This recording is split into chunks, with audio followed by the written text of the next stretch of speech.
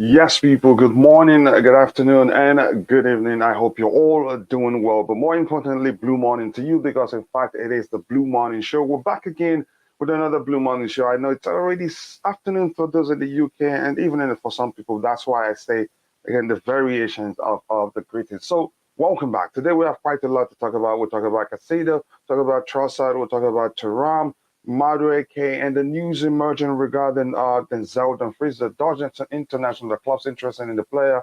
Plus, I know you guys will bring all the transfer news that we will talk about. So thank you. Sit back, relax, and let's get into the show. As usual, it's always interactive here on a Chelsea perspective. And unfortunately, again, the captain of the house isn't doing well, and I hope he gets better. A very nice person indeed. He told me privately but again, just a little prayer for Liam Lane to stay strong and get better as soon as possible. What do we have here? And that is Patrick Afia here. Please, I need to see these men in Chelsea. Okay, it's happening. We've signed how many players this January transfer window? And again, I'm not counting the possibility of the club getting Enzo. It is still there. Again, after what happened, how quickly we moved to get Mihailo Modric. I'm not going to question the clubs again. How do I phrase it? I'm not going to question. I'm not going to question. I'm not going to question the clubs. You know their ability to move quickly and get Enzo if they're serious about that. Yeah, but that's by the way. Again, a blue morning, Kachila panel and chat. Blue morning to you too. That's my brother Liam Lane who left that message, and he says yes. Please, again, like and subscribe if you haven't. When you enter, I see helps the community helps the channel reach a wider audience. So thank you so much for that. Very happy to see the development of Lewis Hall, Gallagher, Chukwuemeka playing. It's nice to watch that again. Jorginho Kukurea, again, both expensive to play away from reach and good. And Jorginho, yeah, I get nice to see them. Nice to see that Gallagher did well. Nice to see that again. What's his name? Um, Lewis Hall playing again. A lot of good stuff, positives. Even if had we lost that game, I wouldn't complain too much. But I'm glad we won, and the manager himself is starting to be a bit more pragmatic. Winning it's important at this point because it will do our confidence a world of good. So I liked the fact that he made changes that again just to solidify the defense. And let's just again take the win, no matter how ugly it became. Matthew Lee Benjamin, nice to see you, brother. Big up to you too. Yep, give the video a like, guys. Again, like the damn video. We're at 44 likes. We should be doing better than that. Let's try and get it to 100 as soon as possible. And like the video, please. And my brother Mikhail says liked. Much love, brother. We haven't actually spoken for a while, but I'll try to do so soon. Please give me 1 second. Let me take a sip of my coffee so I don't lose my voice and again continue to wake up because I'm still in the waking up process. But the coffee can go a long way. All right, let's see what do we have here again. Chelsea needs to um. Okay, yeah, this is Chelsea needs to solidify.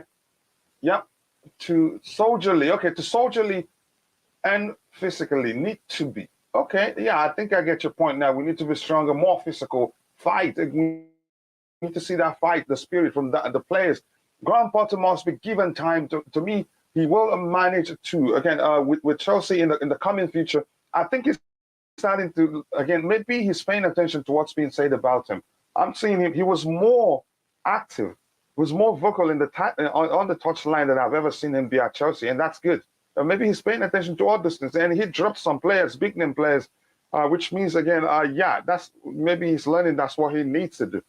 He's learned that's what he needed to do for things to start, going the right direction. I hope he does because Chelsea is the club I support, and if the manager isn't doing well, which means again we're all in the dirt together. Again, we need a Caicedo and Pedro Porro.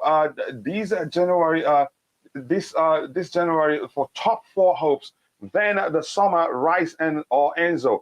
I'd rather Rice again, but I'm not going to get into that right now. As for Porro, I have my reason why I don't think the club should get him.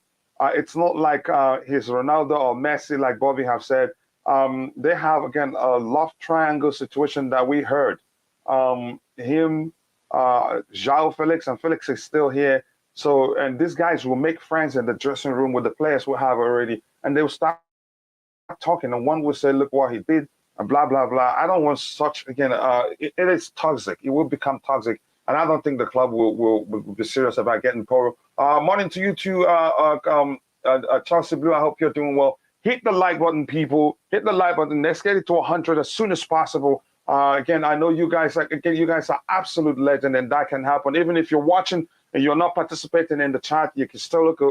Also, take a second to drop a like on the stream because it helps us reach more people. And that's my brother, Taboho. I hope you're doing well. Anything else? It looks like the chat is on fire today. I hope I don't struggle. Coach, again, is that Noni, again, or this his younger brother? That's him. It depends on the photo I'm using. Again, article from this says Modric will earn 150. Yeah, but with a chance to earn even more. I know his agent is very smart. That's the way this deal is structured. The more we win, the more you earn. So it's not like they're stupid accepting a deal to stay for him to stay at the club until 2031, and it would just be 150 all through. No, again, there are other clauses on the contract where if we start doing better and winning, he can double his salary. So yeah, if we do it like, again, to one, if it is static for the whole 8 years, then we're not nice. But even at that, yeah, a difference of 35 to what the other guys were offering. Get well soon, Liam. Yep, all love from the people in the chat.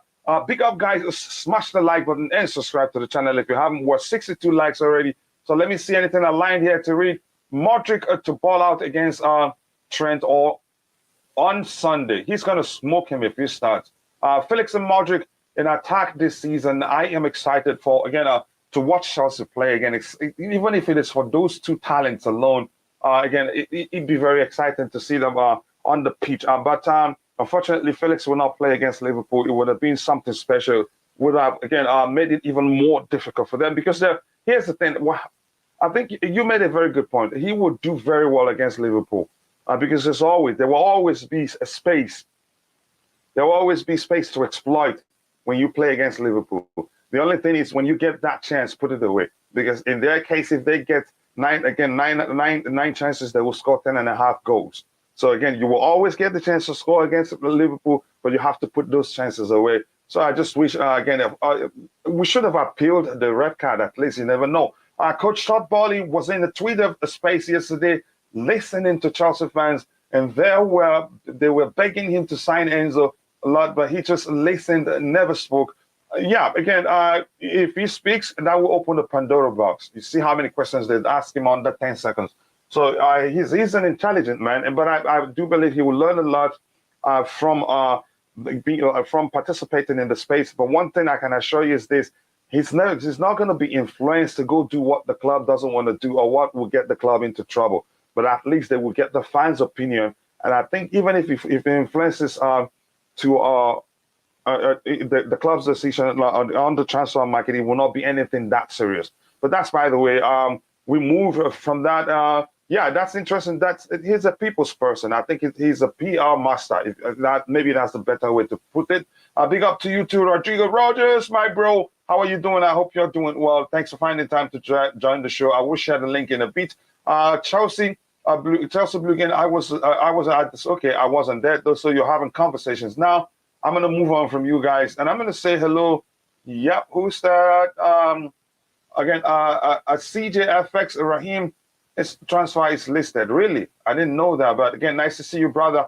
Good afternoon again, Dixon from Nigeria. Omoma Dixon, one day, thank you. Or Yoruba, Hausa, whatever tribe you're from, you're my brother. Nice to see you here. I appreciate you finding time to join the show. And if you're watching, wherever you're watching from, please tell others about again, the Blue Morning Show and Chelsea Perspective. Watching from Nigeria, Chelsea have really tried in this January transfer window. That is some positive. I love that. Yeah, you appreciate that. They're making effort.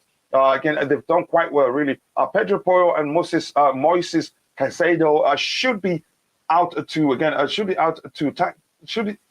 target before the end of the window. I'm not sure, again, we're going to be spending that much, but we'll still see about 2 more players join the club. Coach, how are you feeling? after the win, I feel better. You could say it gives confidence. It's a confidence booster for the player. Another loss would have been very dangerous going into the Liverpool game. Now we can feel okay. We're capable of winning a game. Plus, we have a new player that can help us do even better. Let's see what happens on that day. Noni created 7 chances yesterday. He's an excellent player, but people's concerns are are that again he's injury prone. I don't know much about that. I'm not sure what you've written, so I'm not going to try to read it, but I get it. Felix is just a lone move, bro. Pedro Porro is the best answer to compete with James. No, I've told you there's a love triangle story that involved him and Felix's girlfriend. I'm not going to go into that, so it's a risk. We can bring him now, and then yeah, there will be friction in the divisions in the dressing room because some players will cozy up to Poro, some will cozy up to Felix. Yeah, I don't want to go into that really. So I'm not going to talk about it again. So, oh, it was funny yesterday. Let's see. I don't understand what that brother is writing there. David Spencer, I knew Sterling was not happy. Is that why they brought in Felix and the Ukraine player? No, I'm not sure that's the case. We needed reinforcement. We had, again, Sterling, I wouldn't say he plays well really on the flanks, but that's not my argument for today. We needed somebody like Mihailo Modric. Is a different profile of player, pacey, a better dribbler than Raheem Sterling. That's not me saying Sterling is a bad player.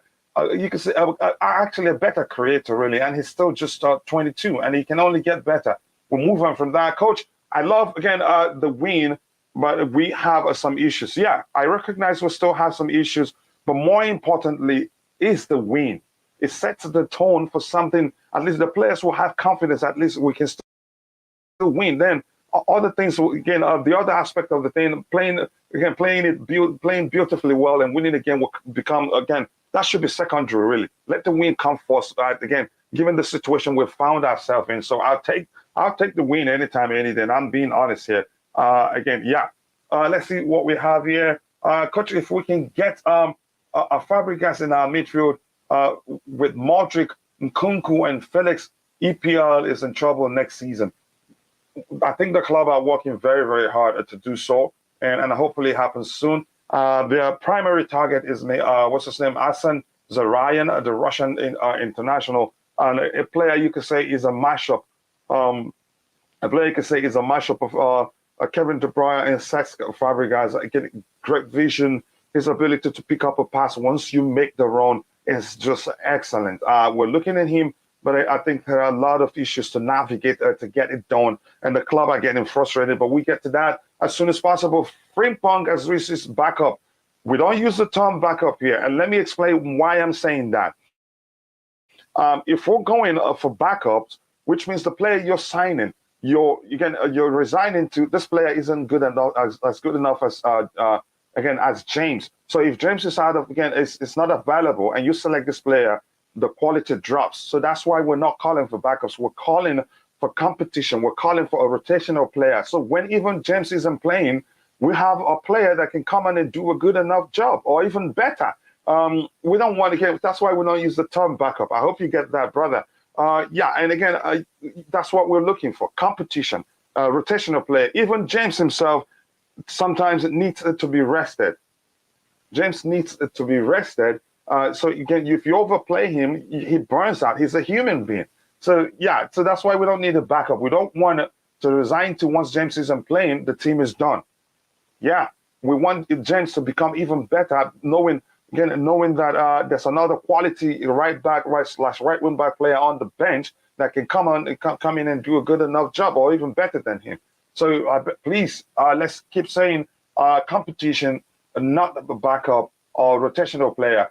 Franklin Nwamba says again, hey everyone watching from Portland, I really think we should be getting a class midfielder than who should stay or go. Here's the thing, then I said who should stay or go. I think we're getting midfielders. We should get midfielders, and I think they're probably working on it. We don't just know everything that they're working on. Just give me 1 second. I need to send a message here. Just 1 second.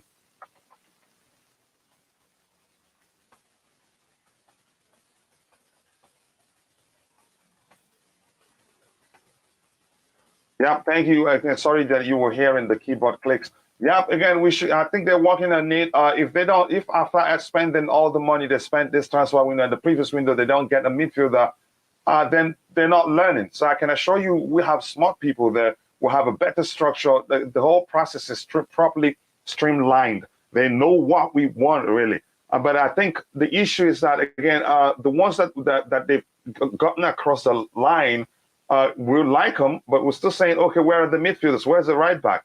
Just they had the opportunity to complete those ones, and they did. That's not to mean again that they're not looking at midfield areas. They are, because it wouldn't make any sort of sense if after everything they don't sign midfielders, which is an area of great concern for us. Good morning, good afternoon, everyone. Happy Blue Week. Yep, Chama, happy Blue Week. And I hope we're all having a blue life. I hope we're all living a brilliant blue life. It is Blue Morning, Chama. Nice to see you, Norma. Thank you so much for finding the time to join the show. I know you're probably headed to work. Thank you. You're very welcome, my friend. Apologies that I couldn't read what, again, that language you had on the screen. So, yeah. Yo, again, big up. If we were to use Modric on the wings, who plays in the front? And also, do you think we can get Caicedo and Thuram? Thuram is starting to prove a bit more difficult. As far again, if Modric plays on the flanks, which is most definitely where he's going to play, centrally you'd have somebody like let's say, but the integration will be gradual. Fofana plays centrally as a 9 because the fluidity will not be lost. Fofana is technically gifted, highly technically gifted, actually a good dribbler, finds again viable solutions in a very tight space. He's explosive too. He can actually play on the flanks too. So he can play centrally with Kai being the number 10. Mason Mount is gotten used to playing on the right or on the left. So yeah, it's something now I'll take time to look at it because you have to consider the technicality of the ability of those players to create and all that. But right now, I'd say Felix as number 10 when it's available because you can say he's a better creator than all the players we have there now, except for Modric. Modric, even though he plays on the flanks, he creates a lot of chances. In just 12 games for Shakhtar, this again, before he left them, the current Ukrainian Premier League, in 12 games he scored 7 goals and created 7 and got 7 assists. So that's not easy. Let's see what we have again. Who do you recommend we get in the midfield? What are our chances realistically to sign the midfielder you recommend? Here's the thing. Argo, listen, Argo, Lion, Tiger, I like that name because I know what it means. Here's the thing. In terms of, again, I need 2 midfielders. Two that if I were to be the one to suggest to the board, Benessa is still available. He's extended his stay at AC Milan, but the buyout clause is 50 million euros. Yeah, so that's still very cheap given his quality. He's a special kind of DM, a good dribbler, good vision, good passing range. That makes him very. Usually, it's traditional DMs. They're not good dribblers. They're just good at defending. Again, and usually they find one thing when the opportunity comes for them to help orchestrate an attack. But in this case, he's able to do all those things, and his tackles are all clean. Really, if I'm being honest here, so he's my first choice, and the price isn't. We haven't the price is still within reach right now, but I don't know what player they're looking at, and I'm not sure. Forget everything they're telling you. I'm not sure the club if we're really serious about Declan Rice. But we'll move on from that. The win against Palace, it's a big morale for the players. That's why I'm saying again, Onoma Dixon. The win is more important. It doesn't matter how ugly. Again, it was again, and it wasn't that ugly. It was just ugly towards the end because the manager, he's learned, and I love that. He's learned that we seem to struggle during second halves, so he made changes. The changes weren't the best in terms of. Weren't the best in terms of eye pleasing. No, but it was dirty, but it was again effective, and he got the job done for us. So I'm going to scroll to the very bottom as soon as possible. Yep, things are happening. Caicedo, yep, I believe we'll get him. And if we get them, it makes a whole lot of change. But then we need a central attacking midfielder who can create chances from the central area. But that's, by the way, people, if you're watching again and you haven't, take a second to drop a like on the stream and subscribe to the channel if you haven't. Thank you so much for all the support. Already we're at 8,279 subscribers, which means 9,000 isn't far-fetched. Get Zakharyan. I know we want Zakharyan, but it is not easy. Otasa were Prince. It's not easy. Lots of again problems to navigate. Even the club is getting frustrated at this point. Julius, when Boozy Julius, seems might have flowed Pulisic, Stalin, and Kai, Cousin Kunku, Modric, and Felix are better. Here's the thing: how about squad depth? It sounds easy, but let me just say, how about squad depth? That's the thing. If you let them go and we don't have squad depth, we'll still struggle no matter how good those players we have are. So we should be careful how we say again, get rid of. Even if we have these guys, we can still keep in, you could say at least 50% of those names you're calling. And I'm sure Kai stays. Just remember, I told you that. Except if he himself wants to leave, because the club recognizes his talent is still young, and he hasn't played consistently at a particular position. So you could say, okay, yeah, now he's not being consistent. And Lolo, again, my bro, Taikachi and Blues, you guys, your team, Barcelona smashed it yesterday. Did you end up winning?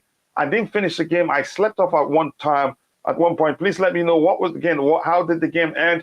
Coach, again, that's a Ryan guy is something else. Again, if he enters this team, Mount is in trouble. As again, the number 10 role is his own because again, morning coach, the funds from the purchase of Modric to help again the war confirmed by Matt Law. I'm not going to get into that, Chidi. Just skip where and when they don't bring that one up, he will drag us into politics, and I don't want to do that. Please, I want to ask how much is Modric weekly wages? I think around 150. It is said starting. That's the starting point. But again, there are some incentives if he meets a certain threshold of again in terms of performance. I think he gets an how do I phrase it? A raise, if you want to say it that way, and then it can also drop if your performance ain't measuring what the club's expectation from you. Chelsea can recall Dusan Stalin from his loan. He is a good right back. I'm not sure they want to do that. If they really want to do that, it happened by now. Thanks again for your reply, bro. My question, no worries. That's why we're here. It's a community here. It's you. It's about the panelists. And you can also bring in some news and say this is what happened, and we'll talk about that. Any news on Enzo Fernandez? The only thing I can tell you about Enzo is that the club could still go back to him, for him, and I'm not going to question the possibility of that happening, given what happened the other day. And I've explained how I've been in the process of creating one video, given what's happening right now. And then in the next 10 minutes, again, the news gets upgraded to he's on a plane on his way to England for his medical and all that to sign the contract. And that's from my brother, Boehly, saying Arsenal had months to close this deal and made 3 bids January with the final bid being rejected because, again, it fell short. Yeah, it fell short. Chelsea did nothing wrong. We didn't do anything. You could say it wasn't a hijack. And plus, what we're hearing, I think we started looking at him last summer. Again, look, everybody wants the player.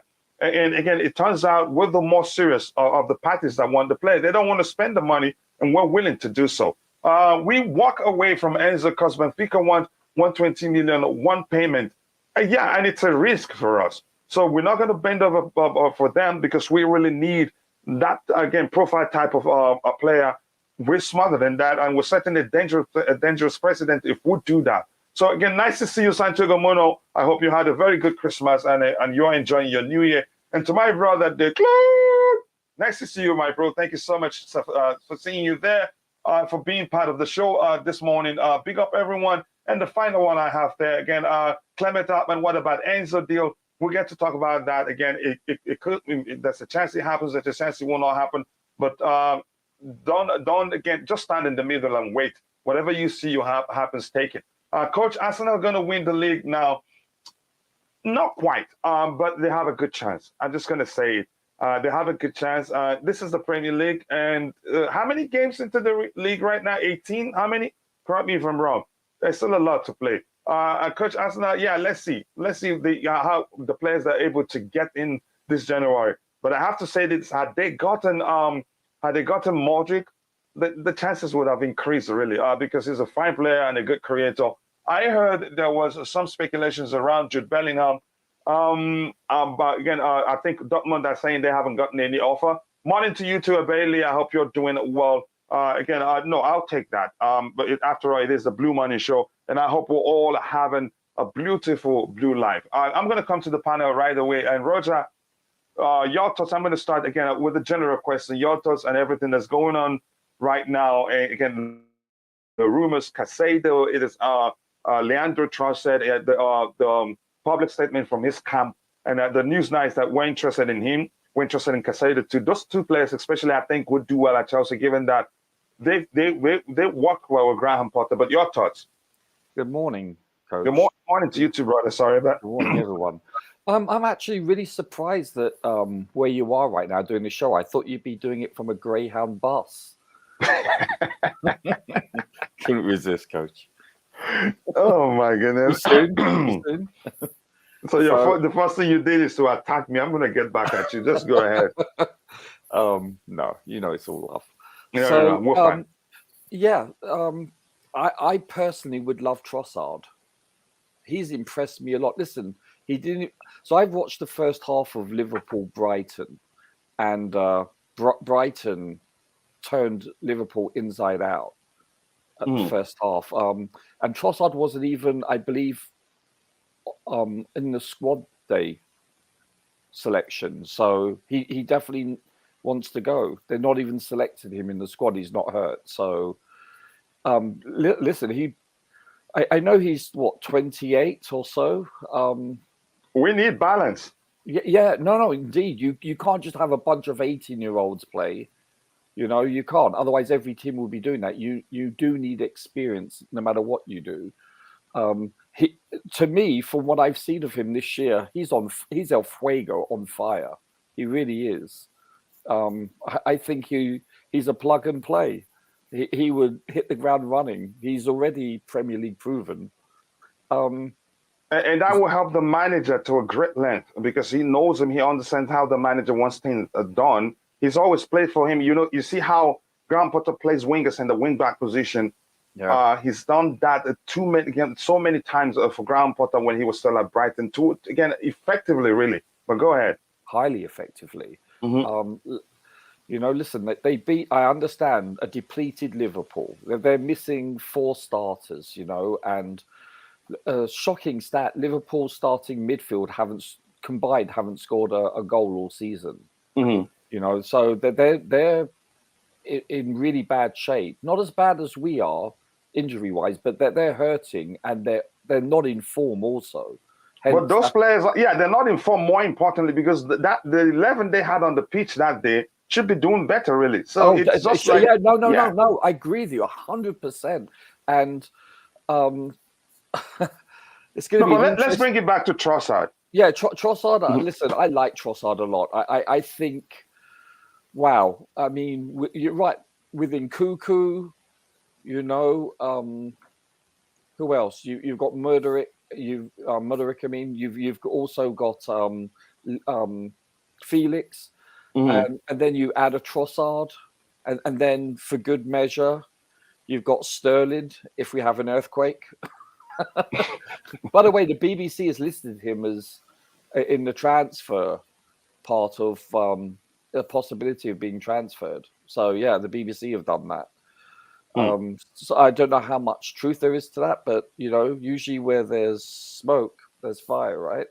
So, there's fire. What's some measure of fire, either from the oil on the stove, or again, there's fire for real. It's like me cooking, sir. Go Zakharyan. I would love Zakharyan. I know he's young. I know. I think. Listen, you're right. Arsen Zakharyan, he makes a difference. He plays centrally. Right, he's a mashup of a mashup of Kevin De Bruyne and Fabregas. Yeah, but go ahead so that I can bring in Tobago and Bobby. That combination alone, I mean, that's mouth-watering. So Enzo, I'm not sure. But then again, I wasn't sure about Mudryk either. I didn't think that would ever happen. So what do I know? So you have to learn and just wait. Whatever you see, then then you decide whether you like this one or not. Yeah, it's amazing. Yeah. I mean, it is. I just want to say one thing that I saw the thing on Peacock. David Ornstein, and it seems like he was basically stating that Potter has a big say in purchasing. Like with this latest acquisition, it was mostly of Potter's input. So but Potter himself is sounding like he's not into going into the market, buying player to solve problems. When I say that, I say you better say that, you better say that mildly, because Chelsea fans will be paying attention and will end up being blamed if we don't get the right wing back. Sure. No. But Ornstein, have you seen the Ornstein interview on Peacock? No, I'll see it, but I'll see it for the reason again of this to educate myself with what you just said. I think I'll go listen to it. But that's by the way, people. If you're watching, if you haven't, take a second to drop a like on the stream and subscribe to the channel if you haven't. Wow, right now we're at 96 likes already. So the little experiment is really helping. But more importantly, you guys are absolute legends, and thank you again for that, for the support. And that's by the way, quickly. I think I'm gonna let Boehly speak before I try to get what we have in the chat. I know it will be a bit too long then, but that's okay. Boehly, your thoughts on everything you're hearing in the market. We still have some topics lined up that we'll talk about, but I want to get your overall thought with a minute or two. Good morning, Tobago. Good morning. And it is Boehly. I was mispronouncing it, and again, that has trickled down to everyone else on the panel and in the chat. Boehly. So go ahead, Boehly. So sorry. No, to be honest. Yeah. Thank you for showing your ID. Yes, to be honest, we are going to get Moises Caicedo. Why do you think? But with Trossard, I don't know what happened between him and his new coach, De Serbi. And then if Trossard have an attitude, we don't want attitude players at Chelsea. Is it really an attitude issue? The player he's always wanted to move on. Okay, Yeah, but go ahead with what you're saying. But Caicedo, can you tell us why you strongly believe it? Because that sounds like you're convinced we're going to get him. Can you hear me? Yeah, crystal clear. Yes, sir. It looks like Boehly is having an audio issue. All right, Boehly, again, you can go out and come back in. Let's see if that fixes your situation. And let me see how much I can get before I bring in Bobby. This one, yeah, okay, we'll talk about that later. Can you hear me? No more. Yeah, go ahead. We can hear you. I don't think you can hear us. The reason why I think we are going to get... All right, go ahead. Yeah, I think the reason why I think Moises Caicedo can come to Chelsea or either top club is because Brighton is a selling club, and then they are willing to sell him due to their own terms. So I feel like Chelsea right now is on need of a midfielder, and we have a good relationship with Brighton. We're always gonna go to Brighton and cry to them, look guys, we need one of your players. Can you say cry to them? Yeah, but go ahead. And then Brighton will let us agree to their own terms, but again with a long structure that will help us reduce financial fair play risk. So I think like Moises Caicedo highly possibly will come to Chelsea. But again, we'll wait and see. And then with Marcus Thuram and the rest, I'm not sure, because I've just saw an article from Nisa Cancelo that if Chelsea are going to sign one player now, we need to sell in order to register all of them. So I don't know how that will work out. Okay, let's see what happens. And thank you for showing your... yeah, again, we'll have to make some adjustments. I think the club has a plan for that, if you ask me, because we wouldn't, again, if we're selfish trying to keep what we have and not make a way for new signings that will make us better, then we will remain where we are. So no sentiment at all. We have to make the changes. Whoever needs to leave for us to accommodate better players needs to leave. It's as simple as that. I heard something also regarding the Champions League quota. I think we need to let somebody remove some name to accommodate new names. I'll do it in a heartbeat, really, to accommodate Felix, to accommodate Modric. I'll do that again. But that's, by the way, Bobby, over to you. Your thoughts are on everything we're hearing in the market, your thoughts and what you think, again, just your overview of whatever that's going on before we go to the structured topic. Somewhat structured topic, because it's everywhere, really. Yeah, I mean... and greetings to you. Hi, guys. Hi. Hello, Coach. Hola. quite clearly our priorities have to be midfield and the right back position. But I can understand how they are, the Chelsea ownership and this new regime, for want of a better description, they're quite canny in how they do things. They are doing their best to take away attention and to move quickly and to move discreetly. And I don't think anybody will really know who their targets are until their targets are obtained or obtainable. Acquired. I think very much the midfield is it. I think very much they understand that it's going to be expensive. And I think very much they've had to time the time they're going to move on the expense of the midfield because of the fact that once you've laid out funding in certain areas, you don't want to start to encourage people to increase their prices in other areas.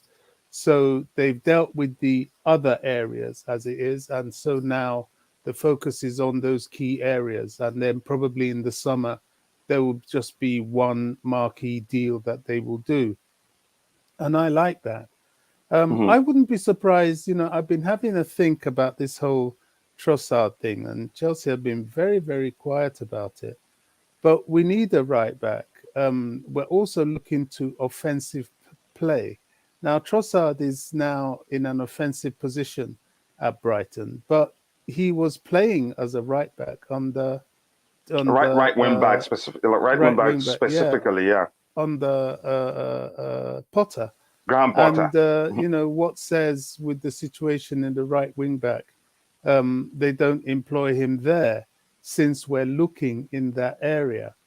Look, very, very certainly we do need to have somebody rotating with Reece James. I think it's quite clear that we've seen that we haven't had a full season out of Reece James because of his injury situation. And if we which you could argue we overplay him. Well, exactly. If you don't have a rotation, that was a fluke injury, though, chaps. Yeah. No, but we understand that, but that's not the main point here. He's had serious injuries three consecutive seasons in a row. Yeah, but go ahead, Bobby. And the freak injury, certainly the second time, I personally believe, came around because usually when you have an injury, the propensity to have yet another one is quite high because your body is compensating in various areas. Automatically, I've had some severe injuries, breakages and things, and I've found that you break your leg, you find that instinctively you're putting more pressure on the other leg even when you've healed, and it takes a long time to get back to that normal balance. So it's part of his issue, and it just cries for the fact that he needs to have a rotational option. Not even if you don't, he wants to play game in, game out. He can have the luxury to not play in that excessively demanding position. Because of his flexibility, he can move to midfield, which is demanding in itself, but he can move to a centre-back position depending on who we're playing. He can move around. I would rather rotate and rest, but you know what I'm talking about. He needs rotation. And definitely the midfield needs an entire revamp. Now, I was just watching Sky Sports and their usual hatchet job of Chelsea. They pretend to talk positively, but they can't leave without dropping some spiteful things here, there, and everywhere, and disparage the club. For that, yeah, it really is. And they were talking about the transfers, and they had this poll, in a word, give. What do you think of Chelsea's transfers? Of course, they wouldn't read out anything decent. It's always something to demonize and create negativity about the club. And then they put a list of all the forwards we were signing and all the forwards that are injured and out. And look, Chelsea is purchasing because they want to clear out. It's not rocket science. They want to clear out. They want to revamp. The new owners want their own players, their own team, their own everything, and they're working towards it. I But can more assure importantly, you they want to solve a problem. exactly. I can assure you, come They're summer, addressing a problem. Oh, yeah, exactly. they're addressing the I, problem. Yeah, I can thank you, assure you. Potter's lawyer. I can Order. assure you that I can assure you, short term, who they can't clear out, they will unregister to make them know they're not wanted and it is in their best interest to leave. Yeah. And who they can clear out, they will clear out, especially in the summer. So it's the getting rid of players is not too much of a problem. There's always the loan system for those that may have excessively high wages that people may not be willing to play. I Mhm. think someone like Sterling, they can either loan or sell. I think he still has value because he's still, Really? yeah. Well, some people I can. don't think Potter will let Sterling go. I think he likes him. He I, trusts him. He's again. God, He may well keep him. yes, I can't I defend hear him. you. I hear you. I know what you're saying, but I have a feeling that because it's still an if, people like Modric, they're very young. I think he will need some sort of settling in. There's still some Yeah. aspects of him That's a that's not valid point. proven. And we don't really know how he'll perform week in, week out in the furious and merciless Premier League. So he may take some time, and he's young, and we all know young players, sometimes they lose form, sometimes so, and he has to be rotated. So, but having said that, I don't see a situation where especially when people like Nkunku arrive, hopefully they get this Madueke guy. Um, who else have we got coming through? What's the guy from thingy? Atletico. Jao Felix. Felix. If Yeah. he's Mhm. good and they make the deal permanent, and then there's still Chukwemeka. So there's a lot of options, and even the Oh, yeah. owners have come out themselves and said, look, they made some mistakes in the summer, but they had to do something rather than nothing. So I don't think Sterling is as safe as you think. And he's a tantrum thrower as well. You put Sterling on the bench and Is he he spits really? his. Oh, he is. Look, he was always, going around like he was chewing a wasp at City whenever Pep put him on the bench. That's partly one of the reasons. Mhm. That's partly one of the reasons Pep got rid of him. So and he will do that. He feels he's all that. He doesn't think he belongs there. So you've got to be tough with him. And I think he still has enough what I call Resale what's the value? word? No, a hype value Oh, yeah. for some teams to be deceived that he'll be able to solve their problems. People like All West right. Ham will look at him. People like some foreign clubs will look at him. I'm even hearing rumor that Newcastle. Arsenal, yeah, Mhm. Newcastle, all that. There's places he can go. Certainly on loan. So he's one of those that could go. Ziyech is definitely, I think what he did is too little, too late. He's probably just performing now to see if he can keep his place, but also to advertise his sale. Yeah. Um, Which and begs the question, why doesn't he do this every week? well, this is it. All right. Yeah. That's a Let me temperament we catch up don't with what need. we have in the chat so it don't grow Just too one, much, and we have just just one about. last thing, please, Coach.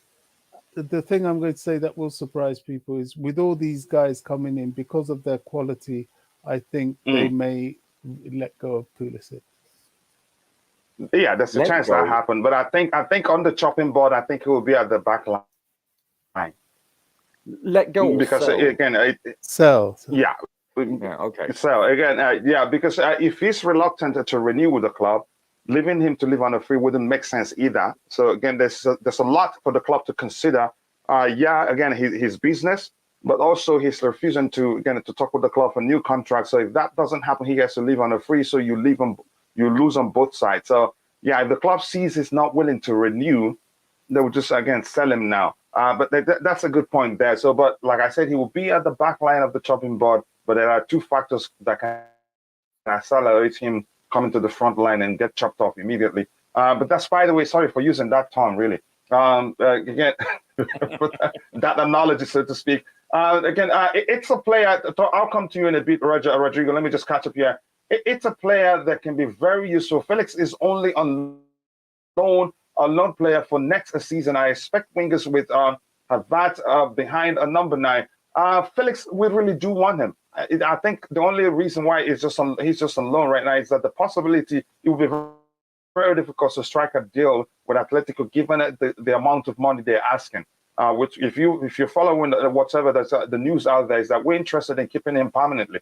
Is Hudson-Odoi not coming back? It has been a long. Chelsea said something about him. The rumors are that he may well leave this window or the next one. I'm not sure when. But I don't know what's going to happen about him. Just let me just say. How's he doing in Germany, Coach? He's on loan. Yeah, I know, but how's he playing? But I think his form dropped of late. He started well, but then he was fizzled injured out for a while, wasn't he? I didn't pay attention to that, but all I know is that his form he fizzled out at one point. But that's, by the way, talking about Modric between. Oh, okay, now I understand. Yeah, again, the Chelsea project and clear out is in progress. Yeah, it's in process or in progress. That's just the truth, but it's gradual too. If you're drastic about it, you end up being too thin without replacing the players that you let go and all that. Good morning. How are you doing? How are you doing too? I believe you were relieved with yesterday's victory. You think?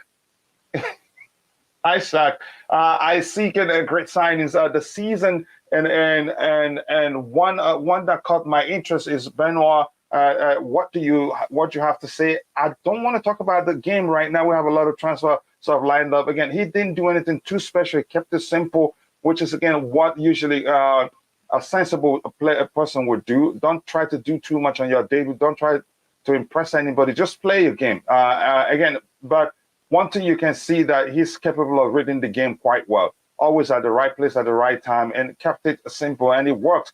So overall, again, an excellent debut for him, except for just one single mistake. He's a human being after all. The media are so biased when it comes to Liverpool. There are missing players, and it's the excuse. But again, Chelsea missing top players is not an excuse. Bobby will like you so much. Pulisic needs to leave because he is so weak, injury prone, not good enough. CFC Trossard will be a good cover for Modric. Not really a cover for Modric. Let's see what happens. Or we groom some young stars from the academy, but Pulisic has again stagnated. You could argue that. Thanks, Coach. Fortunately, we did a great match yesterday. They had some luck. It didn't finish 5-0.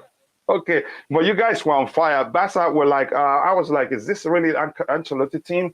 But that's, by the way, Trossard could be a bad egg in the dressing room. I understand the need for experience, but you could then say Fernandez is not for now. Why do you think? Because he wants to leave, and they want to keep him against his wish.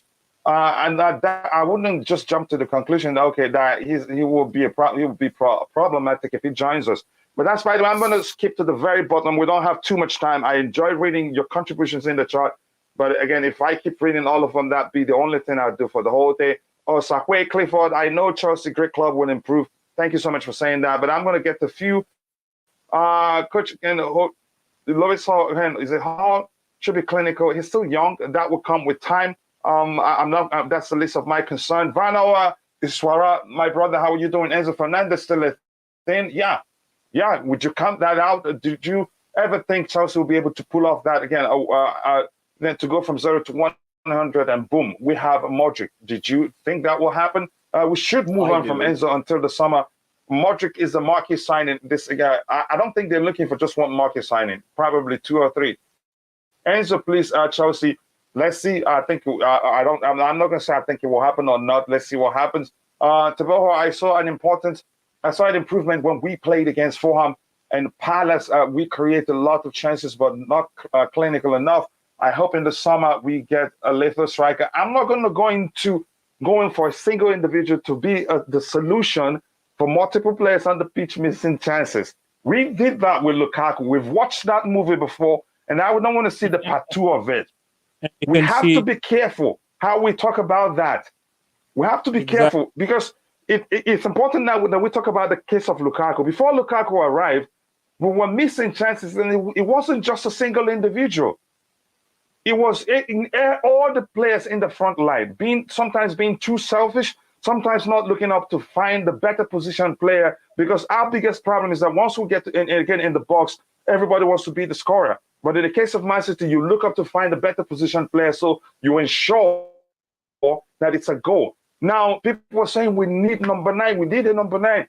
And I was one of those arguing, we don't want to do this. Thomas Tuchel never plays with a traditional number 9, and that is what Lukaku is.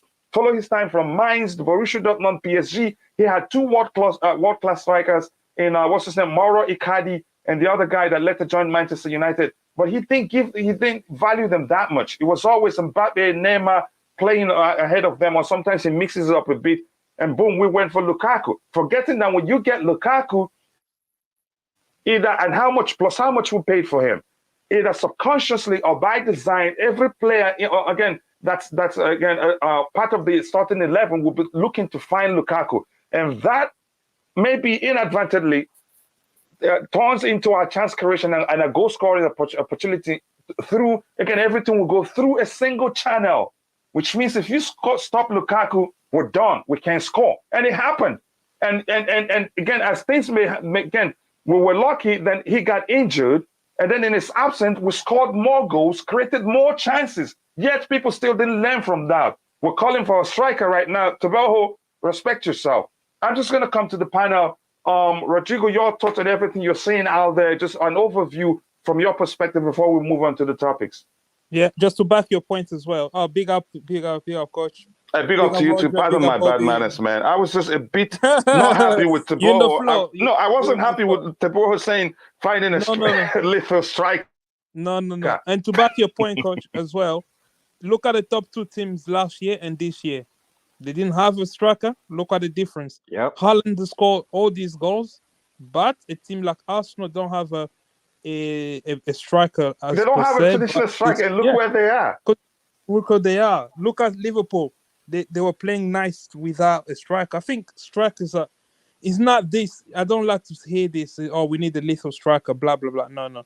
Well, yeah, I want to touch on the players that people have been mentioning, and I heard Bobby earlier say Trossard can also be like a backup for Reece James. We don't want to do that.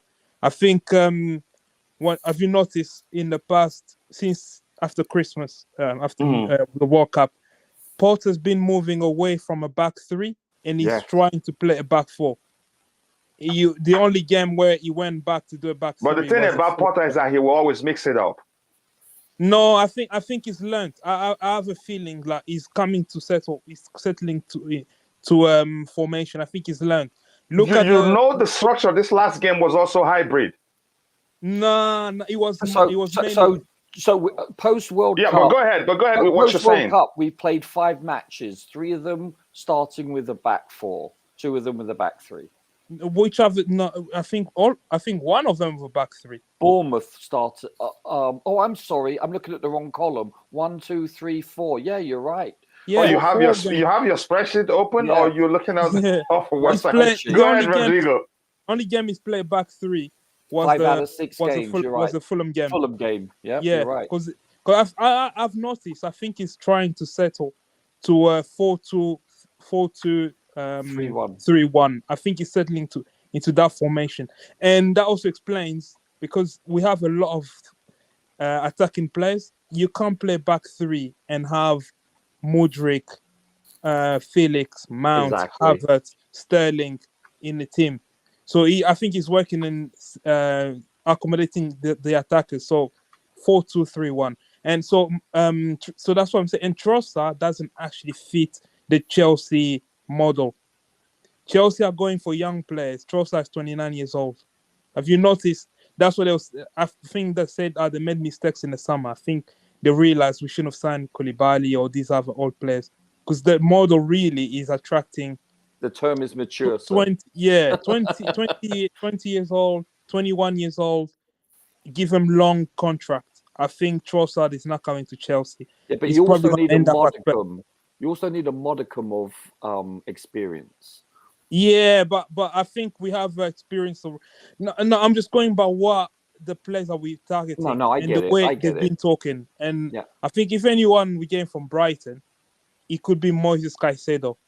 I don't know if you were on a I space. think we're pushing. We're pushing. We have the topic pushing. lined up. I think we should get him.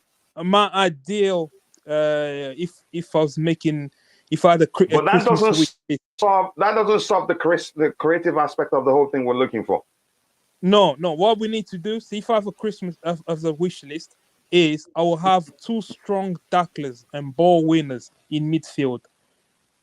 My theory is this: so you have 4-2, the 2, you want strong tacklers, energetic ball winners, because the 4 But guys balance up is key. front, Balance is key. Go ahead. yeah, but the 4 guys up front, you have a Mudryk, you have the middle guy. If we get Felix on regular, or if we get what's his guy, Nkunku, and then Sterling, these guys will now have the defensive. They wouldn't do a lot of the defensive work. So you want the 6 guys, the 4 backs, the 2 strong midfields to win the ball for you. It's almost like what PSG were doing at times. I think that's what we're gonna get to. Yeah. So Bobby, quickly, we'll get to the structured topic quickly. Bobby, if you're there, I really want you to talk about this. Just take a minute or two and talk about this, what we have on the screen there.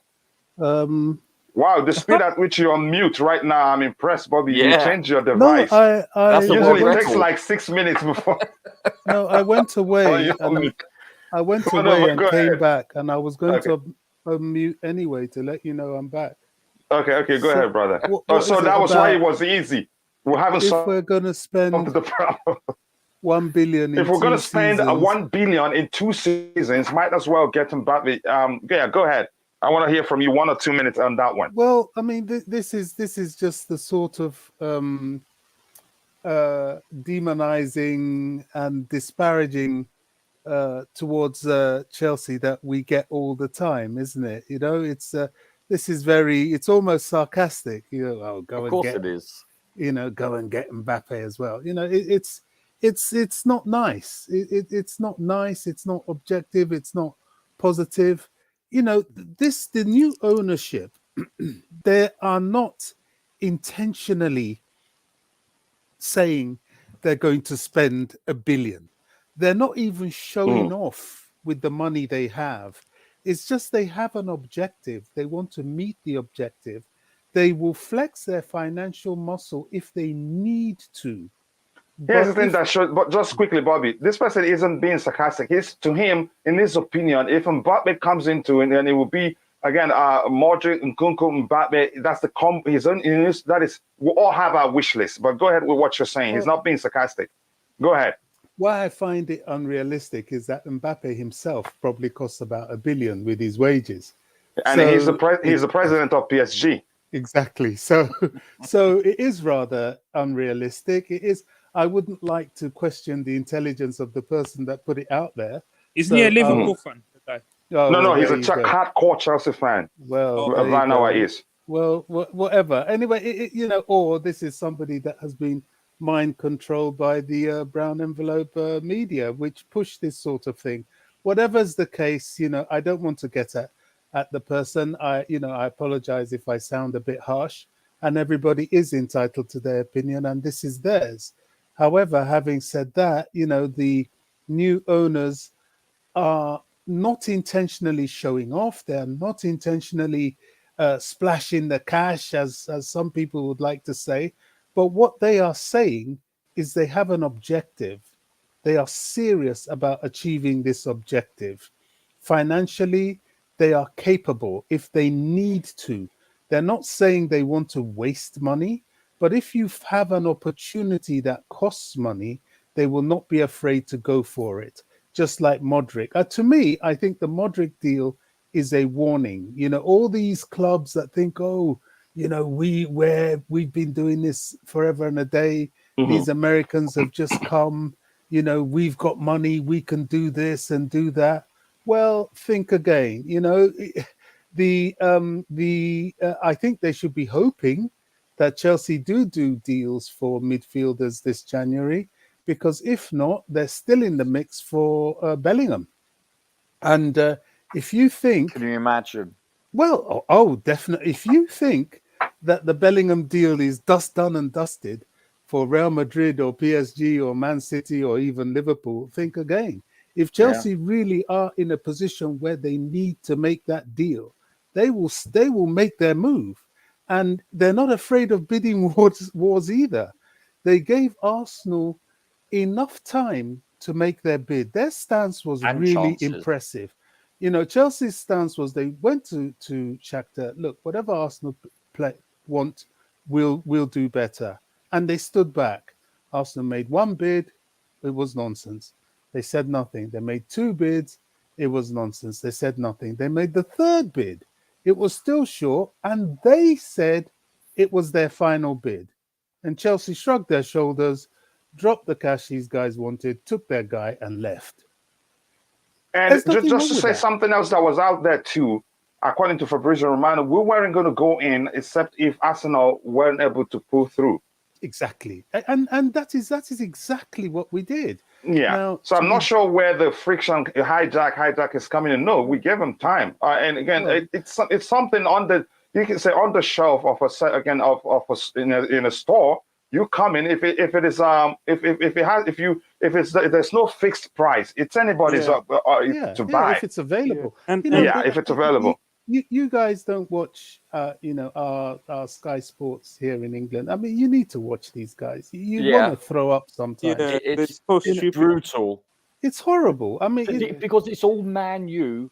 Yeah, Liverpool, Arsenal, and Liverpool. Yeah. It's Chelsea have no representation as such. The bias is sickening. It's horrible, and this is why the term was coined brown envelopes, because it's quite clear without Neville being is horrible. Well, of course, it's more than bias. These people are being paid in the positions they're in, and if they're coming out with all this, then they're being paid to do this. It's quite simple, and it's not wrong. Can I just ask a question really briefly, gentlemen? Kante, what do we have an offer still on the table for him? And if so, it's progressing. What we're hearing is that, again, his first choice, again, his priority is to remain in London, remain at the club specifically. And it's a 2-year again, deal, they're making progress, and talks are ongoing. Yeah, I think he's probably taking care of his injury and his recovery. Yeah, we will be the priority right now. Just one more thing I want to say to back what Bobby was saying. What really annoys me these days is people saying there is no plan at Chelsea. They just sign everyone. Thing. But that really, really grind my gear. That is the negative there's publicity. Actually a plan. I think if these people care to see the players Chelsea actually sign, rather than the players that are being linked to Chelsea, I think that's the two things people are mistaken. Chelsea are being linked to thousands and thousands of players. That's just every good player. Yeah, but that's the nature of it. Do you know what it is, gentlemen? Are the players that we've signed? You can see there is a pattern and there is a plan. Do you know what it is, gentlemen? They resent that we had an owner that was willing to do whatever it took before with Roman. And now we're looking at 2.0 that actually has more financial flexibility, and they're thinking, hey, we got rid of Roman. Now these chaps are going to be just like one of us paupers. And guess what? It's like, welcome to the elitist of elite. Yeah. So let me get, there's an update I want to talk about, please. Again, we haven't even touched the topic, semi-structured topic out there, because we don't have too much time today. We started an hour late because I was exhausted and needed to rest more, I have to be honest. This one on the screen here, not enough an update from sorry, not enough push-ups, from Absolute Chess. It says Chelsea are actively exploring signing Moises Caicedo. They are prepared to pay over 65 million, but Brighton expect a bid of over 75 million to consider a sale in January. Usually, the key again, how many were sentenced to consider a sale in January? That part of that, the whole thing, again, it's where you pay premium because they don't. If you lose a player in January, usually getting a good replacement, it's very, very tight. Clubs are very reluctant to sell. 21. 21. Yeah, he's very young too. So he's young. Yeah, so if it's in their criteria. Again, the criteria of the clubs, the project. It's not like it's just you have to be 21, but the more of the younger players and the older ones. But so I think something is happening, and I think they're serious about getting him. And let me get a few of what we have in the chat, and then we'll continue looking at the semi-structured update. And I have my update screen open. If anything comes up, we will speak about that. But this particular update is from AD Love for Blue, so thanks to him. And again, if you're watching, if you haven't taken a second, drop a like on the stream and subscribe to the channel if you haven't. Thank you. We're at 137 likes. I think the experiment of reminding you with the poll there works, really. So thank you so much. I appreciate all the support. Gallagher showed that when you are in the right frame of mind, you look like a completely different player. Yep, mindset is everything. It's the foundation of what you're capable of doing. You could say mindset, you can set the tone or maybe define your belief to you feeling like you're capable of doing something in the first place. Because if you're not in the right mindset, you could say your thinking will be impaired. It's natural. Bobby Trugan, they played well. Let me see again. We won Enzo in the we won Enzo in the summer. If it gets to summer, I think it becomes very difficult. But I think we can still get him. Never say never again. And with our current owners, yeah, they will surprise me. Zhao is right player for Chelsea. I hope Todd buys him. I hope so. Again, I honestly don't think we need a number 9. We're done. I don't want to see a part 2 of that movie, and I hate talking about it. Wally Waldo again. What do we see here? Anything else? I'm going to scroll to the very bottom. Quite a lot to read. This is like Chelsea fans.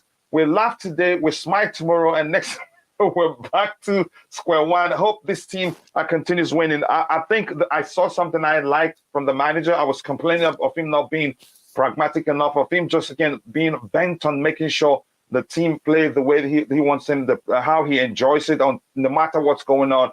But yeah, it was dirty. It was like Mourinho-esque towards the end of the game. But they got the job done. So kudos to him for being, again, that pragmatic to know we just got to win. It doesn't matter. And Koulibaly playing in the left back position was hilarious, but it was effective, really.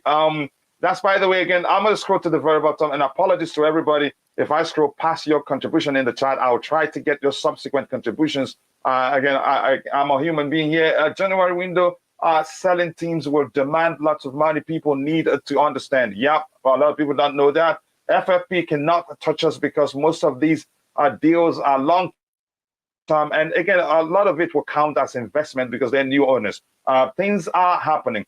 Yeah, we'll talk about the long-term plan, etc. But now we're talking about Koulibaly, Sterling, Cucurella, mistakes. I don't see them as mistakes, really. After all, they started well under Thomas Tuchel, but I'm not going to go into that. Come on, what's the plan? It's ridiculous. Again, that's why might as well get him back. But yeah, I understood that when I read it. So thank you for that contribution. Todd is our new sugar daddy, not me. Maybe you and him. I get it. But I get your point.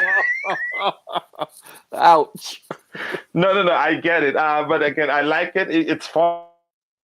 And thank you for putting it that way. But again, yeah, something else comes to mind, if you understand what I mean. Modric and Felix will be on real. Killing me, coach. Just stop, please. I love the show and I love Resta SC. He knows that.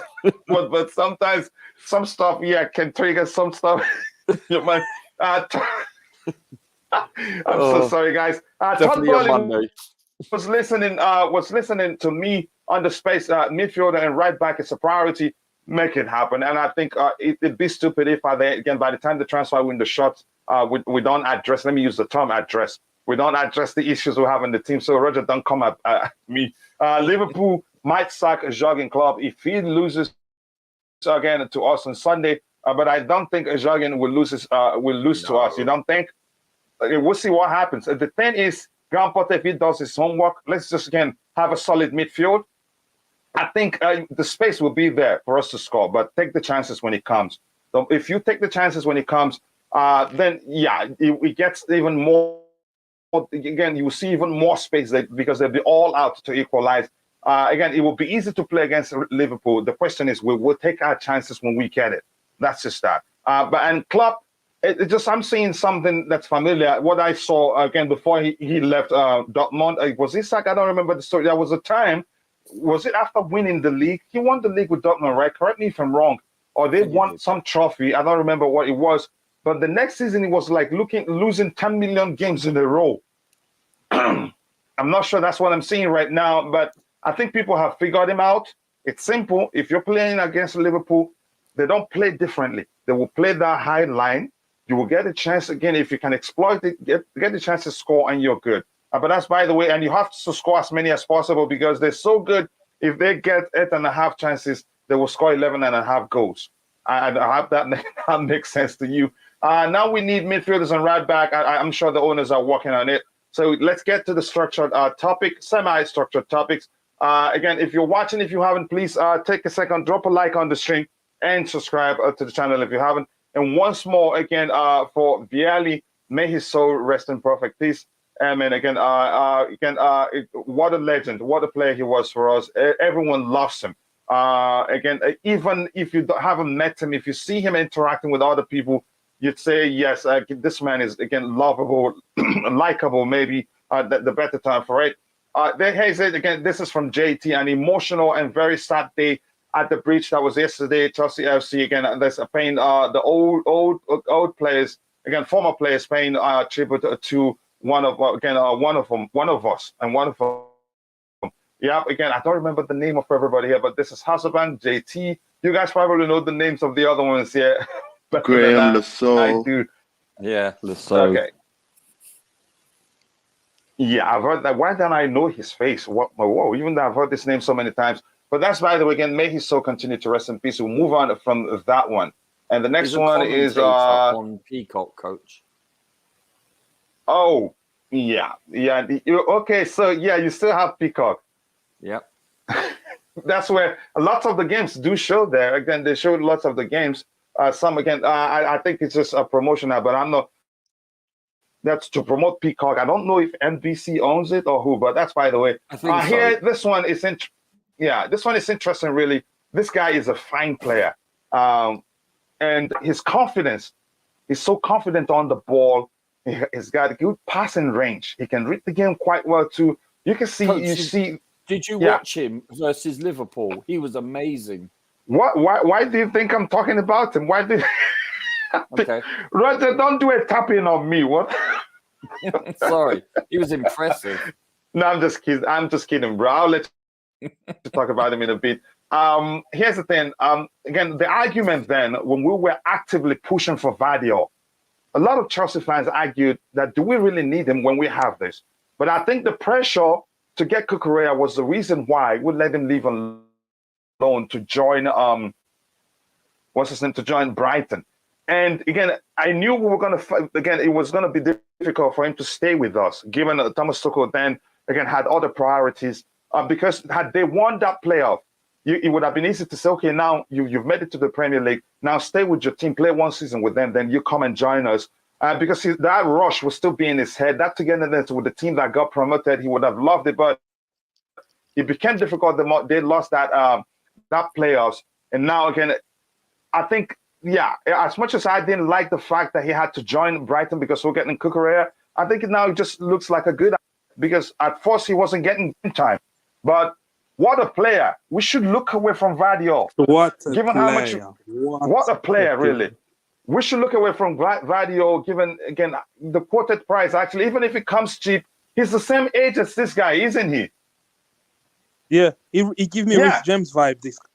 It's like the Rich James of left back. It's really good. So we should stop looking at Vardy, and I'm serious. But you know what? Go ahead, Richard. You talk about him. Listen, don't shoot me for this, but I'm not going to do that. But go ahead, say what you're saying. If you warrant shooting you, I'll shoot you. Double barrel shotgun. I really rate Guardiola, regardless of Levi Colwill. I'm just saying. Listen, he had an amazing World Cup. You see, you can't even say it. No, because he had an amazing World Cup. However, because listen, he's Croatian. And if you know anything about Croatia, they produce very technical players. Their first touch, etc. Oh, yeah. He's technically sound, not just with his first touch. They're not just technical. They're usually very physical. Yeah, very that too. But also, he sounds technically, with regards to defensive, he understands spatial awareness and so forth. I rate him. Listen, Levi Colwell, I rate him also. But if we have a chance of getting Guardiola, this is my opinion. It's just listen. It's just only me. Moi. I think we should get him because I think he's world class. That's just my opinion. We already got I'm not taking go ahead. anything away from Colwell. Nothing whatsoever. That doesn't mean to diminish what I think of him. From the little I've watched of him this season, he is looking bloody good. I mean, the game against Liverpool, wow. He had one pass in the first half that just dissected Liverpool's defense in half. It was like it was Messi-esque. Let's put it that way. The weight on the pass was sublime. Don't get me wrong. And he's sound defensively. Can you please say the weight? It was delicious, please. Yeah, just accommodate me. Scrumptious. But here's the thing I want to say, Roger. Guardiola, if we have the opportunity to get him, regardless of price, we should, because listen, this is me. I just think he would make us an amazing team defensively. That's my opinion. We only got budget Chile. There's no Guardiola is finished. I think we need to forget that. We have to take a look at again. I'm going to come to you, Rodrigo, in a bit, and I busy haven't spoken, but that's fine if you want to speak first. And I know Bobby is probably at work. Here's the thing, Roger. The risk. If you get Vadio, you can be rest assured if this guy gets a chance, he leaves. But the good thing, I think we extended his contract before he left on loan, right? I don't know that, sir. I can't. Yes. Let me check. We did. If we did, fine. And here's the thing, Roger. Okay. We have Badiashile, which is why you're hearing less of us being interested in Vadio. Yeah, no, I get it. One again, and this guy is also left-sided again as centre back. I know. It wouldn't. It would just be like us spending lavishly because we have the money. Yeah, no, I get it. And they're negotiating a new contract yet again for Levi with him because they've seen how good he is. And listen, Roger, from a Chelsea perspective, there's a lot. It wouldn't be that simple to get Vadio. You're sending the wrong message to a very good player as him. No, I get Vadio it. is 21, and this guy is 21. You get my point now. You need to also make. Why go for Vadio? Why we have him? How much are we going to spend on the defenders? But again, I'm going to say this. I don't think it's happening. No, because I don't you need to think show either. the youth.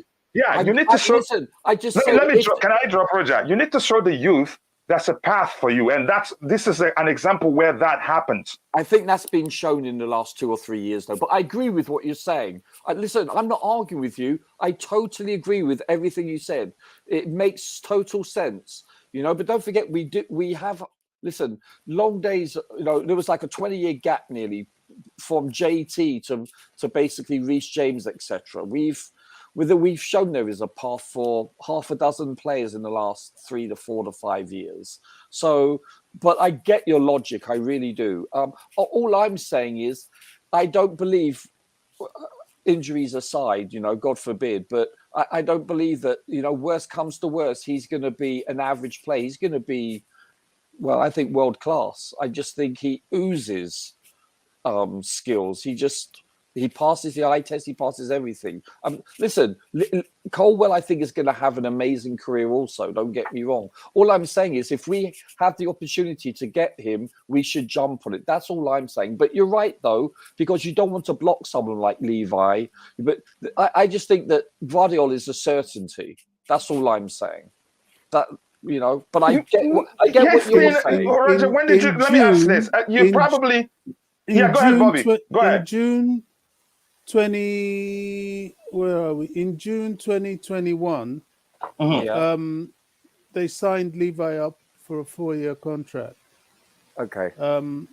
So, I mean, that would have been I think that would have been a Marina thing. That's one of the good things she did. Before actually. going to Huddersfield, I think. No. Yeah. So, he went to Huddersfield, right?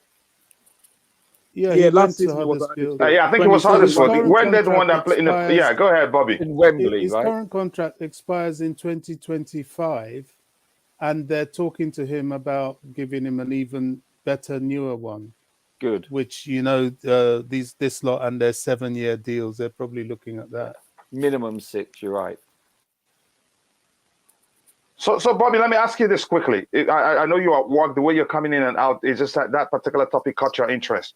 If you Sorry, had the I am at option, work. if it were up to you, Bobby, and you have the option to get Vardy and keep Levi Colwill on loan, what would you do? I 100% hear what Roger's saying about Vardy. I think Vardy is an amazing player. However, sometimes you have to weigh your options and take your chances. And there is this expenditure thing hanging over Chelsea. The areas that we will need to spend are there, and that is definitely the midfield. Yeah. So with Badiashile and Levi Colwill, I don't think we actually need Vardy, as good as he is. I think we can do well with that, and that, I'm sure that's what the owners are looking at. Levi Colwill was at the stadium against Palace, sat next to João Felix and Modric, and I think Egbali was there. He's going to talk to that kid. We're going to pin him down. I don't think we need Guardiola at this point. It's not especially. He's going to go for over 100 million. It would just be a luxury signing. Yeah. Yes. So what's the point? There's no point. We're going to spend close to that on any midfielder now. We need someone coming in January. The strategy to get somebody in January is, I'm not opposed to it, because the sooner they're in, the sooner we can find our form, the more bedded they are in the team, the more we can look for who's staying and who's going. So we're going to overpay in January as it is anyway. So we don't. The priority need, should be right back, in my opinion. Yeah, right back has I to think be. I think they're probably looking at some options, but we don't know until it happens. I'm sure they are. So yeah, I mean, we can't have everybody, and he's just one of those we're going to have to pass up, because and there'll be competition for him as well, and I'm sure our competitors will heave a sigh of relief when they see Chelsea have sort of come a bit cold on him. Yep, thank you very much for that. Rodrigo, I know you wanted in this fight. I'm just taking it how we're lined up, and I'll have IBZ and Matt speaking a bit. Your thoughts on this particular topic. Go to IBZ. Okay, IBZ. IBZ, how you doing? Are you there, brother? It's probably okay. You go ahead. Yeah, your thoughts on this again. You've seen. I'm sure you've watched Levi Colwill of late. 2 games. How many games in a row has he started for them? And in all of them, you could say his performance is again has been near immaculate. Really, your thoughts? Again, if you had the opportunity and if it were up to you, again, bringing him back in or signing Vardy, what would you do? I'll keep him. Can you elaborate a bit if you have time? Yeah. Sorry, I was just typing at the time. I'll keep him. Obviously, it's evident now we've kind of addressed the signing of Benoit, and now you bring in a homegrown player that's been on loan, that's had a good season. I think that's all right. I think that's okay. I don't think signing another £100 million defender will make any sense. No, I don't see it happening. I think the money will be spent elsewhere on the field. Maybe the wing back, midfield. Maybe if they want to address the striking issue. But I don't see that. I think that's kind of dead and buried. Like the guys have just alluded to. I think that's been dead and buried. Yeah, it is. It is. Matt, you have anything to add to that? Again, if you're watching, if you haven't taken a second, drop a like on the stream. We're at 154 likes, just a few more to get it to 200 likes. Again, it's been an excellent show. Again, so far, great insights, great contributions from those in the chat. And quickly to you, would you guys sign Zakharyan on a permanent? No, there's still time, not right now, until the end of the season. But from how many times he's been injured, plus all the fitness issues we have, I think it's difficult to say whether the club will want to keep him, except if because he's coming on a cheap, just keep him as part of the squad. But I'm not sure they're going to be signing him to be a starter, if anything. If there's a pattern to that injury issues is hard, or maybe except if they believe if he goes under the knife that issue will be solved. If that's not possible, you can't say it. We'll have to the end of the season to assess him further. But go ahead, Matt, brother. How are you doing, bro? Yeah, big ups, Sam. Big ups, coach. Yeah, big up to you too, brother. On Colwell, if that's what we're discussing, we're talking Zakharyan. Which one? Which one are you No, talking about? Colwell. I just answered this particular question. Yeah. No, on Colwell, I think, as I said last season, I said this guy can have potential. He's a great player. I want him to go into Brighton, but for me, if he was going to go to Brighton, someone else had to come in. So I would, if I knew what was happening this season, I would have kept him. But that's a mistake that unfortunately we made. But that's no worries. He's definitely improving at Brighton. He definitely needs these loans. They're the best for his career. I think for me, someone like Chalobah is an example when you rush the youth too much, and someone like Kai Havertz as well, where they make these silly mistakes. They don't have the greatest ball knowledge, and I think that's a consequence of rushing a youth. So I want to definitely take our time with someone like Levi Colwell, not rush this. He's having great games at Brighton, and you were telling me the other day, coach. So if he's having the great games, let him stay. Don't rush him back. Don't rush him back when we want him back, bring him back when we need him, and we can implement him and he can bring someone new. But I think at the moment, our centre backs kind of fill. So I would say maybe until Koulibaly either leaves or retires or whatever happens to him, maybe we can start sorting in Colwell. But it's good about signing him new contracts. I mean, we are willing to pay for him. We spent an extra 15 million on Cucurella to save him, so we do want him to improve and want him to succeed. So I definitely will keep him. I mean, I'm definitely going to sell him, and I will give him a new contract because he is still very young. And I think he deserves to have a shot.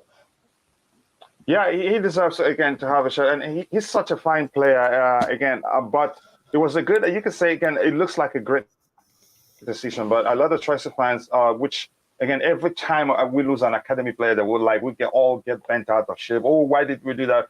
It's a good idea now, but I don't want us. He's one talent I don't want us to lose, and it's a good thing he's getting game time. I hope that continues. I hope Brighton don't go sign a new player and feel, okay, he's just on loan here. We're developing him for Chelsea because they don't have an option to buy. If they get their own player, they may well say, this guy, they may come and take him from us, except if there's a clause that says he stays there until at a certain time. But it's always a risk. If they have their own player, they pay the money for, they will not be developing your own, for you, if that makes any sort of sense. Excuse me. Yeah, it's not a bad thing, coach.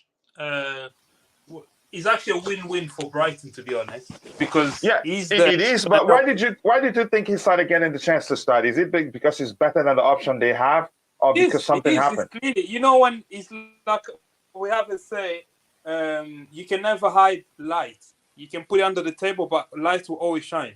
So you can't hide it. So you must find a way out. Yeah. Wow, I love that one, brother. You can't suffocate talent. So you always rise. So that's for me. Even last night, this guy gives me Reece James vibe. I think he's unbelievable. He's composed, isn't he? He's a very composed young man. He's really, really good. And I think what Chelsea have done with Badiashile as well. Obviously, Badiashile is only one game, but my God, he's good. So I think our defense, in terms of centre backs and left back, we set. I think we set for the next. We should look beyond that area at this point. I think now the focus, the 100% focus is right back. And I hear people say, "Oh, we need to just get a right back that's willing to." No, I think we need to get a really good right back that's gonna make sure Reece James is. Obviously, Reece James has good mentality, but we want someone that will compete with James and make sure James look after himself, so he doesn't. Exactly. He always stays fit. Because if James knows, Mo is going to start, he might become a bit lazy, or he might be slacking off a bit. But so I want someone to come in that's going to make sure James. Subconsciously, that's not very natural with humans. I think it's a human thing. Yeah, when you get complacency. Especially with these long contracts. But for me, Levi Colwell, wow, he's unbelievable. Every game I've watched him play for, because I actually do my the second team that I watch the most is Brighton. I think I've watched every Brighton game. Really? And even the FA Cup game. They're delicious to watch, really. They're delicious to watch. And with this new coach, the way they build from the back, the amount of risk they take building from the back is crazy. and Colwell is him and Louis Dunk. They play back four now. They used to play back three. I think they revert to back four. And in the back four, he's really good. It's really good. Good pace. Rarely makes mistakes. In a Liverpool game, I can count like 1 or 2 times where he stepped out line, but he wasn't punished. He's good at recovery. Good. He's only 19. I think he's 19. So we're very blessed to have players like this coming out of the academy. It's just a shame that we have a right back. Go ahead, bro. Go ahead. Our academy is really good at producing left-sided players. Lewis Hall, Lever Colwell, all these kids, and then we just don't have a right. Even the academy, our right back in the academy is shit. At least they are producing something. Well, we produced Reece. Since Livramento left, we have produced like the right back right now in the academy. Dion Rankin, and they're not up to scratch, man.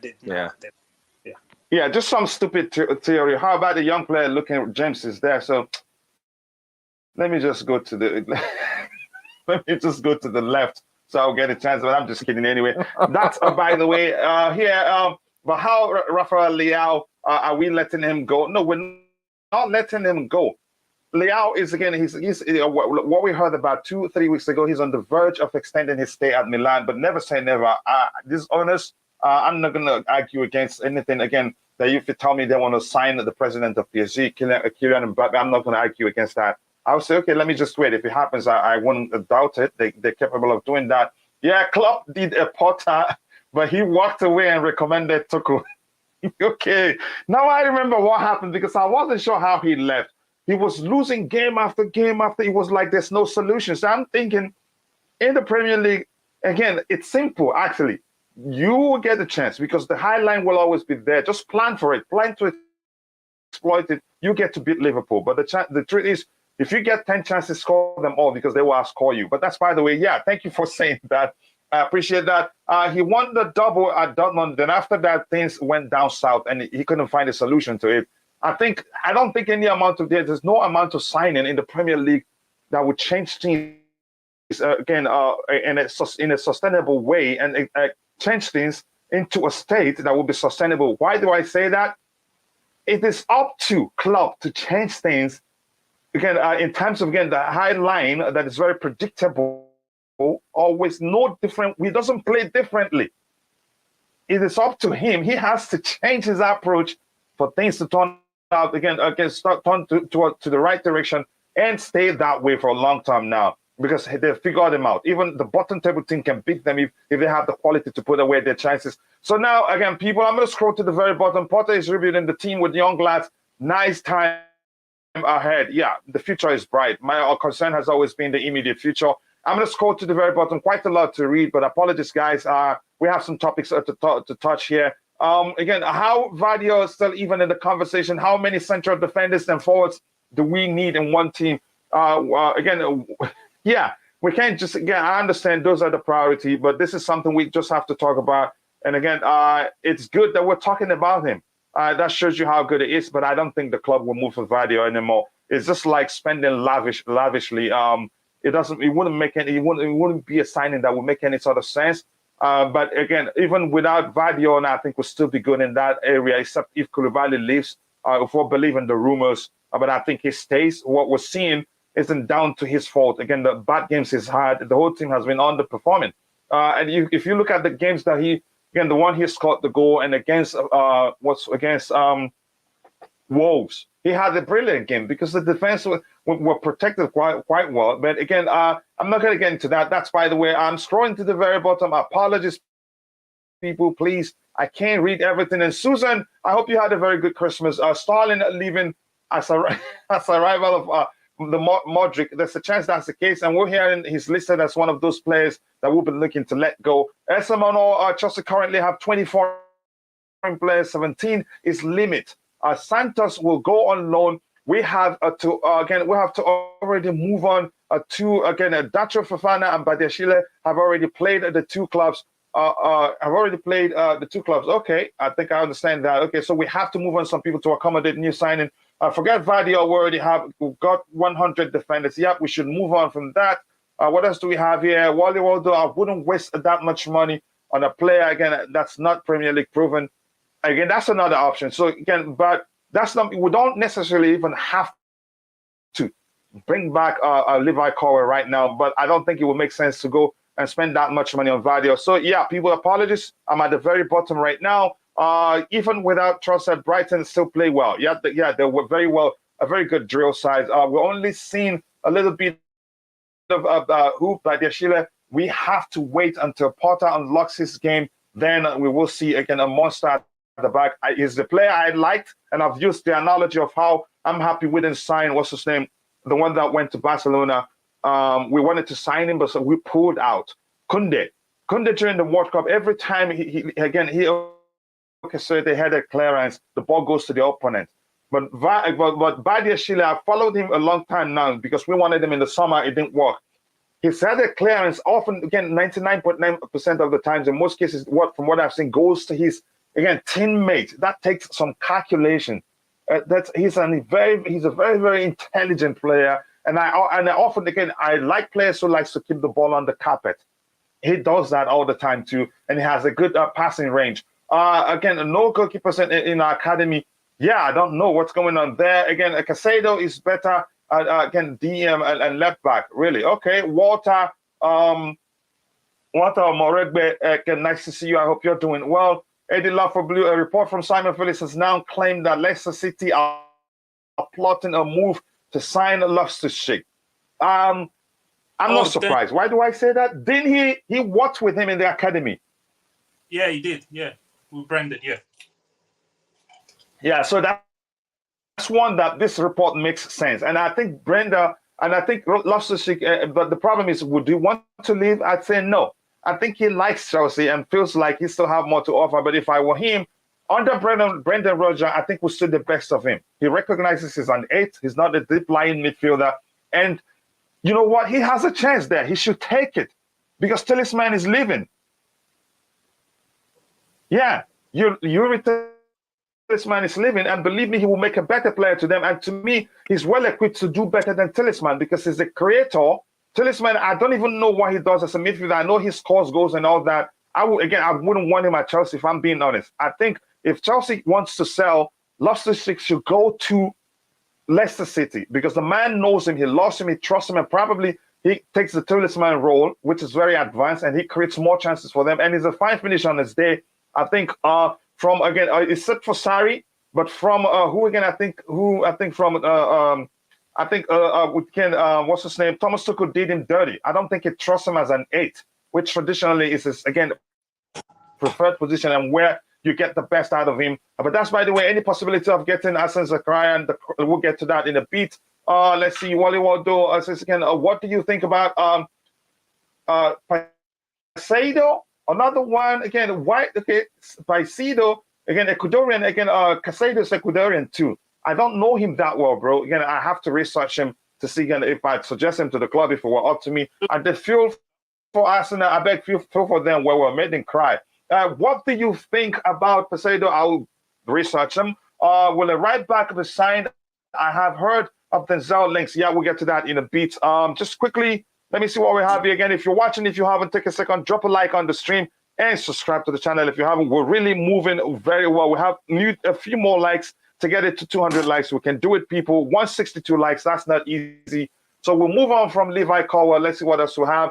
And if I get to any topic, if I'm reading anything, if you're on the panel and you want to talk about that, you can comment. This one is disappointing.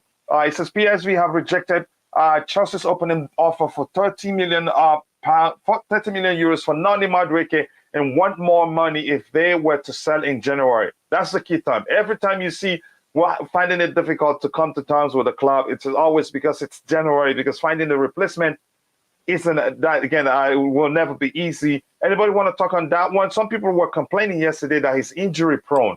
Yeah, he's injury prone, coach. He's way too injury prone. The guy's 19 really? And he's had ankle problems for over a year and a half. So Exactly.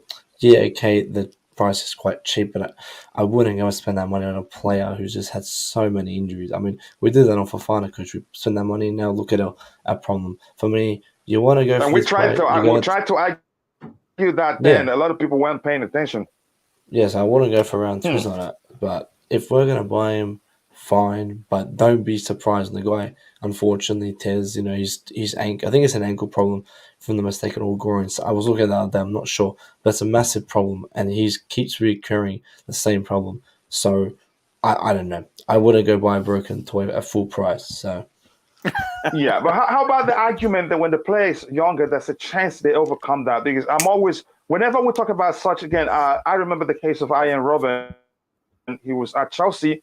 He was never Yeah. fit. He was rarely fit. Let me phrase it that way. To Madrid and then to Bayern, the rest is history. I think maybe that's if the the club exception to believes the they rule, can find a coach. solution. Sorry? That's like an exception to the rule.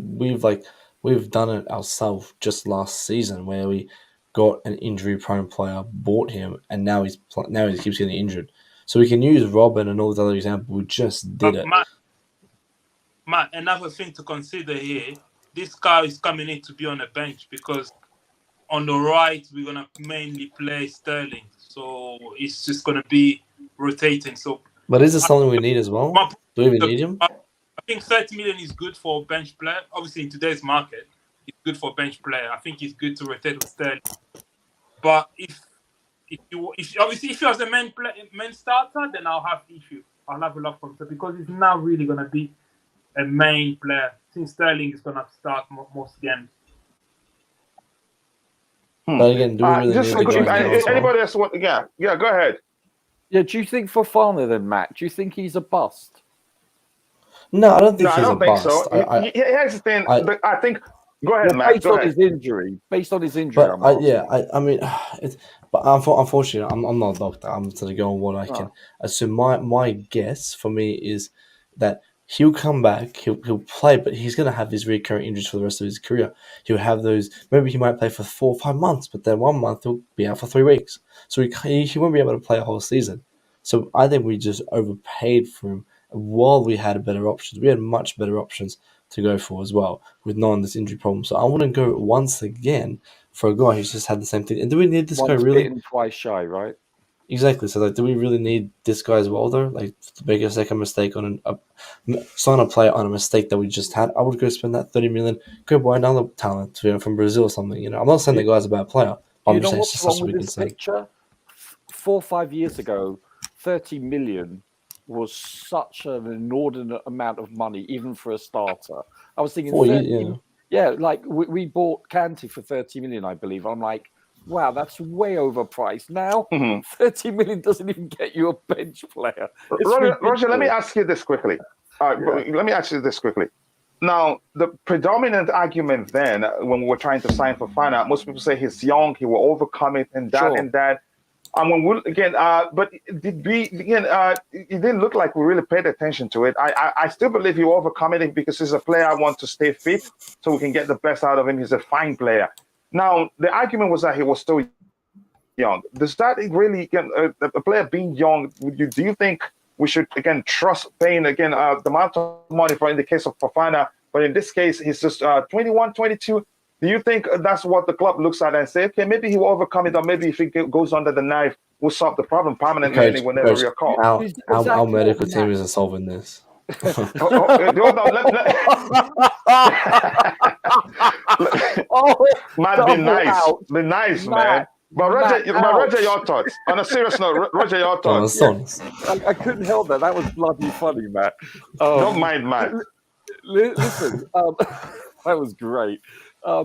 Seriously though, listen, Fofana just turned 22 this month. He is still young. And you're right though. Listen, Matt said he's not a doctor. I don't even play a doctor on TV. So I'm not medically trained at all. None of us is. So you know what I'm saying? It's like, but I would hope, based on medical input from professionals, all joking aside, that they would say this player has A, B, and C injuries. Can he overcome them in the next 10 years based on his youth? And based on the medical input, that professional input that we should receive, then if the doctors, multiple opinions, by the way, you know, if they say go ahead, give the green light, then I say yes. If not, depending on the injury, if it's a knee or a hammy or whatever, there's some injuries that are reoccurring, and if it would be a yellow or a red light, then no, we shouldn't go ahead. I'm just basing. Listen, I'm being ambiguous. So would you even go ahead? Let me let you go. Sorry, I'm being ambiguous deliberately because of the fact that I'm not medically trained. I would have to seek medical opinion or from specialists in that particular field, and then come to a conclusion. That sounds like a cop out, but it's the honest truth because it's medical. So again, left for you. Okay. Yeah, left for you. Just putting aside again everything. Left for you. Would you again? If it were up to you, buy or forget it. If the doctors say he can recover and that shouldn't be a problem going forward, I would go yes because. But Roger, do not forget about Fofana's thing. We did that with Fofana when we sent him to New York to get that checked, and they said yes. Yeah, but this is 30 million. This is like 1/3 of, nearly a third of Fofana's price in today's market. 30 million. No, is I'm like not talking about the price. I'm talking about what you're saying about the point that he has. We need to get a medical doctor to say can he sustain these. Sustain his gameplay for a long, long time. But we did that already. Yeah, but I'm saying get multiple opinions. Didn't we do that when we sent him to New York? Well, you have listen. You have a valid point, Matt. I get it. I really do. Once bitten, twice shy. However, because I'm not medically trained, I would ask for multiple opinions. And if they say go ahead, green light, then get it. Because we're not talking about 70 to 100 million. 30 by today's market value, which is sad to say, is a steal. So if that's the case, go ahead and get him. If not, if it's like, well, it's debatable, then no. Here's one thing I'm sure about. Again, Chelsea isn't like it's not a small business. It's a big entity. Oh yeah. With again, a lot of people in places to ensure we're not making a mistake when we're spending that much money. I'm sure, again, from what you said, it just occurred to me, they consult doctors and say, again, what do you think about this? Is this something that he can overcome given that he's young? Is this something that if he goes under the knife, again, you could say we have a permanent solution to that. So we move on from that one. Again, I don't know if anybody else wanted to talk about that. If you're watching, if you haven't, please, again, take a second to drop a like on the stream and subscribe to the channel if you haven't. Thank you so much for 167 likes. Let's try and get it to 200 as soon as possible. I appreciate that. Sources tell me today that Chelsea are seeking out Italian clubs for Jorginho to leave this month. I think it makes sense. If he leaves this month, I think we get some money. But to him, I think he would want to find a way to make it again in a way that he leaves on a free because he gets a sign-on fee. Does it make sense for him to leave this month? Yeah, it doesn't make sense for him to leave this month. Yeah, and again, to leave this month. Again, please, where's that sound coming from? If you're not, again, you can mute your end if you're not talking. So, yeah. Also, again, I understand that Leicester City are targeting our move for Ruben Loftus-Cheek this window. I hope that, again, I want him to do well. Maybe even if if we have enough numbers, if we have enough depth, I wouldn't mind him going out on loan there, showing again this is where I should be playing for Chelsea, and I'll do better for you. Loftus-Cheek. Yeah. No, sell him. He's done. He's done. He's had his loans. He's been here for a decade. This is like 2014. I saw in Jose's squad he was around. This guy's been here for years. He needs to go. I think his versatility was his worst enemy in some regards.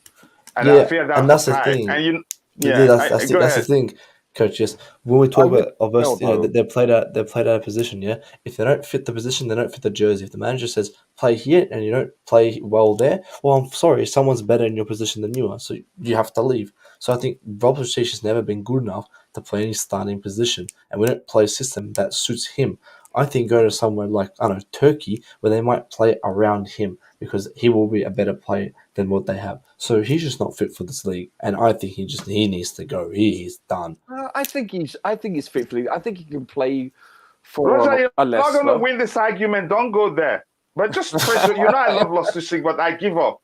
I give up. I love him. I give up. So don't go there, but go ahead, state your opinion. I'm not going to argue about it. Once you're done, we'll move on to the next topic. No, go ahead, Roger. I think a team like Leicester or wherever, I think you could excel. West Ham, whatever. I really do. I really feel sorry for him because he's had some seriously bad luck with injuries, and I want to see him succeed. I really do. Seems like a nice chap too. I wish him well, whether he stays here or goes to another team. I really do. Respect, Can right? I add one thing Yeah, to go this? ahead, Bobby. Yeah, I was listening carefully while working with what is being said. I too really like Loftus-Cheek. I see his potential, but then I also see and notice the fact that with the new wave of development taking place at Chelsea, that his days are probably numbered, and it's probably better for his career now to move on. I would even advise him, if he can get a move, as Matt says, to Turkey, a league that would fit him better. I think there was talk of him going to Italy. I think the Italian league will probably suit him Sarri better wanted as well him very much. Yeah. because of the pace. Then at his age, what is it, 26? I think it's probably the right time, and he still has a value. The only thing I will say, I fully understand what Matt says. Matt knows he's one of my favorite out there. But I always, when I speak with Matt, I always say, well, you've got to understand one thing. We can't keep saying this person's not good enough, this person's not good enough, this person's not good enough, because you have to find somebody who is good enough per se. And there's no spending, especially in this current climate, that's going to be comfortable, and especially with the profile Chelsea have, that's going to be comfortable. That's why our detractors always use our spending against us. I mean, even when we spend basically nothing in comparison with today's market on someone like Badiashile, I can assure you somewhere somebody's going to try and add that to our spending figures to use it against us. Look, everything's going to be overpriced, especially in January. Moises Caicedo is going to be overpriced in January. Even if we go for him in the summer, because we are Chelsea, they will add a few more zeros. That's the world we're living in. But, especially now that we're trying to revamp the squad, and I can fully see what the owners are doing. They're getting the squad in January and getting all the positions covered, so that going forward, should we in the summer go for somebody, we will be looking at maybe the one marquee signing that we can relax and go for at a reasonable pace, instead of this sort of almost desperate reach for players, which I really think we have to do it. There were some buys. The owners themselves say that they regret some buys that they did over the summer, and I understand that, and I can see that. But what's the regret again? Can you touch on that a little bit? What's the regret for buying it for a manager that they let go, or do they recognize it was a mistake? What are they regretting? Well, I think perhaps regret is the wrong word. I think if they had the time, if they were not pushed into the sale when the transfer window had already, more or less started, and if they didn't have to replace elements of the squad that had left and had to make a deal, so they could sit there, and if they were more ready with their director of football and people that understood the market, then maybe they would have bought better players. They would have. I can name perhaps two. I think they would have probably had a different approach for De Ligt and not had to settle for Koulibaly. That's just the reality, and I don't think they would have got Sterling. I really don't. They either would have waited or they would have got somebody else. This is another problem. Who that somebody else it is at that time of who was available is another issue. I don't think anybody would regret purchasing Wesley Fofana. Wesley Fofana is one of the great defenders of his age at this time. The risk of his injury is a cost-benefit analysis risk. It is a risk, of course it is, and that's why they sent him for a second opinion of a medical practitioner out in America. Could you mitigate for the reoccurrence of whatever injury it was he has now? Well, certainly it's not a reoccurrence of the leg break. I wasn't even sure that he had repetitive knee injuries. I thought he just had that knee injury after that Champions League game. And whatever happened now kind of either triggered it or delayed it or sprained it or what. So it's a matter of what is the gravity. I don't think we can regret buying a player like that, because the thing about a player like that is that he's young enough to go through a spell of fitness. And when he hits that spell of fitness, you will have value from him. The important thing for them to do is to create rotational depth. It doesn't, you can get people like him in, but as long as they're replacements. And that's why Badia Shield's a good buy. That's why I'm all for keeping and promoting Corwill in the summer to the first team. And I don't know who else we've got in defense. Maybe even Chalobah. Keeping Chalobah, yes, and keeping Thiago for one more year. It's not a waste. I We're don't gonna see have to. Koulibaly going. I really don't. I just He doesn't think, have to be playing too. exactly. So having that rotational squad depth in quality is where we should be, and that's why Man City get away with so much, because they rotate. They have so much rotation.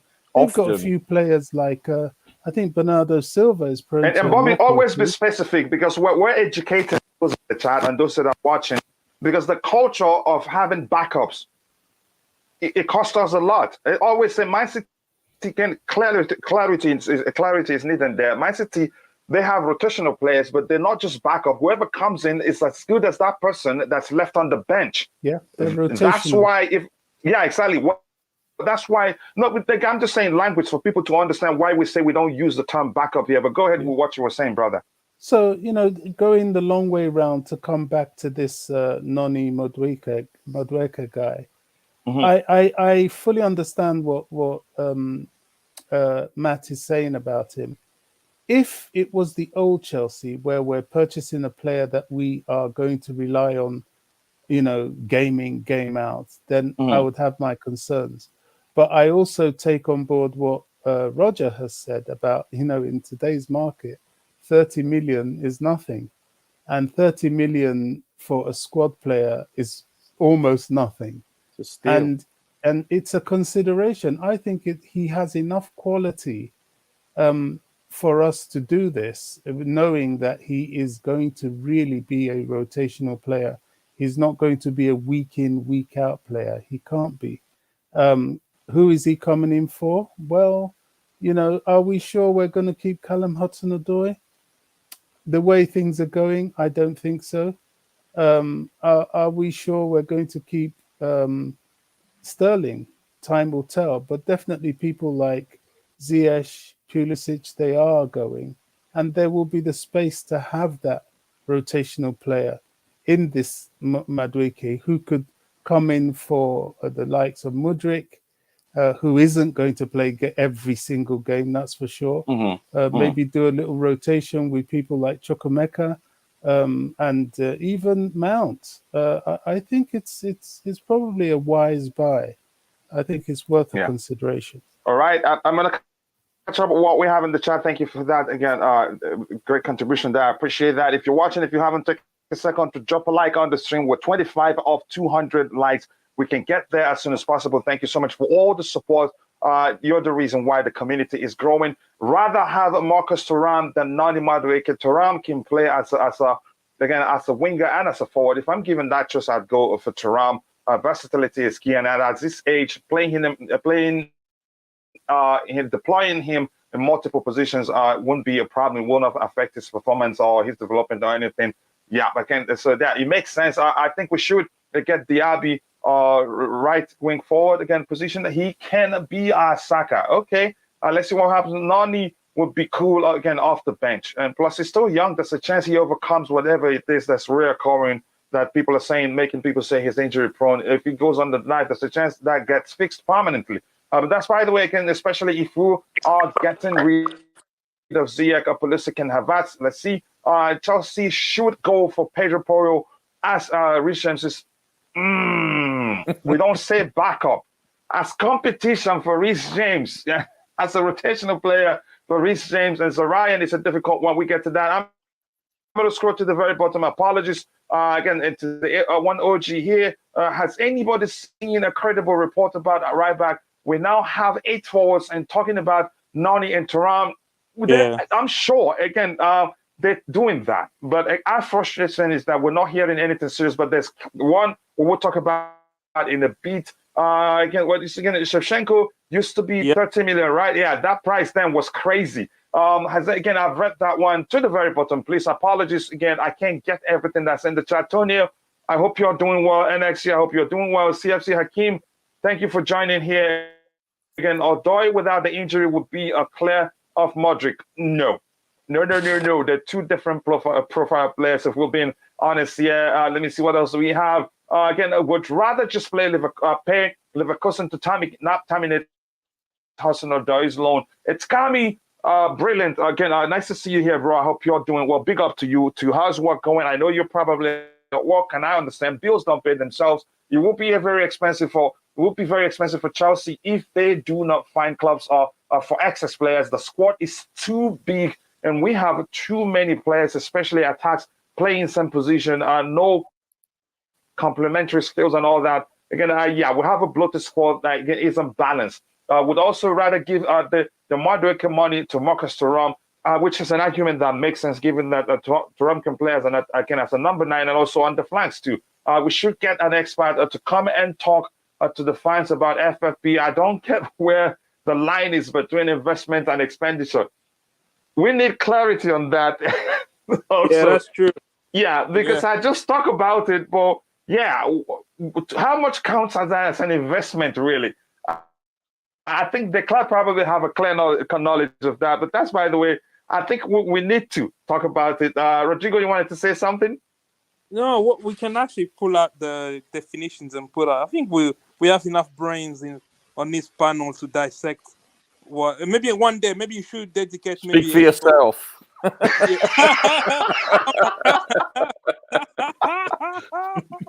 Oh, come on, Roger. The way you defend Potter, you definitely have a brain. Ooh.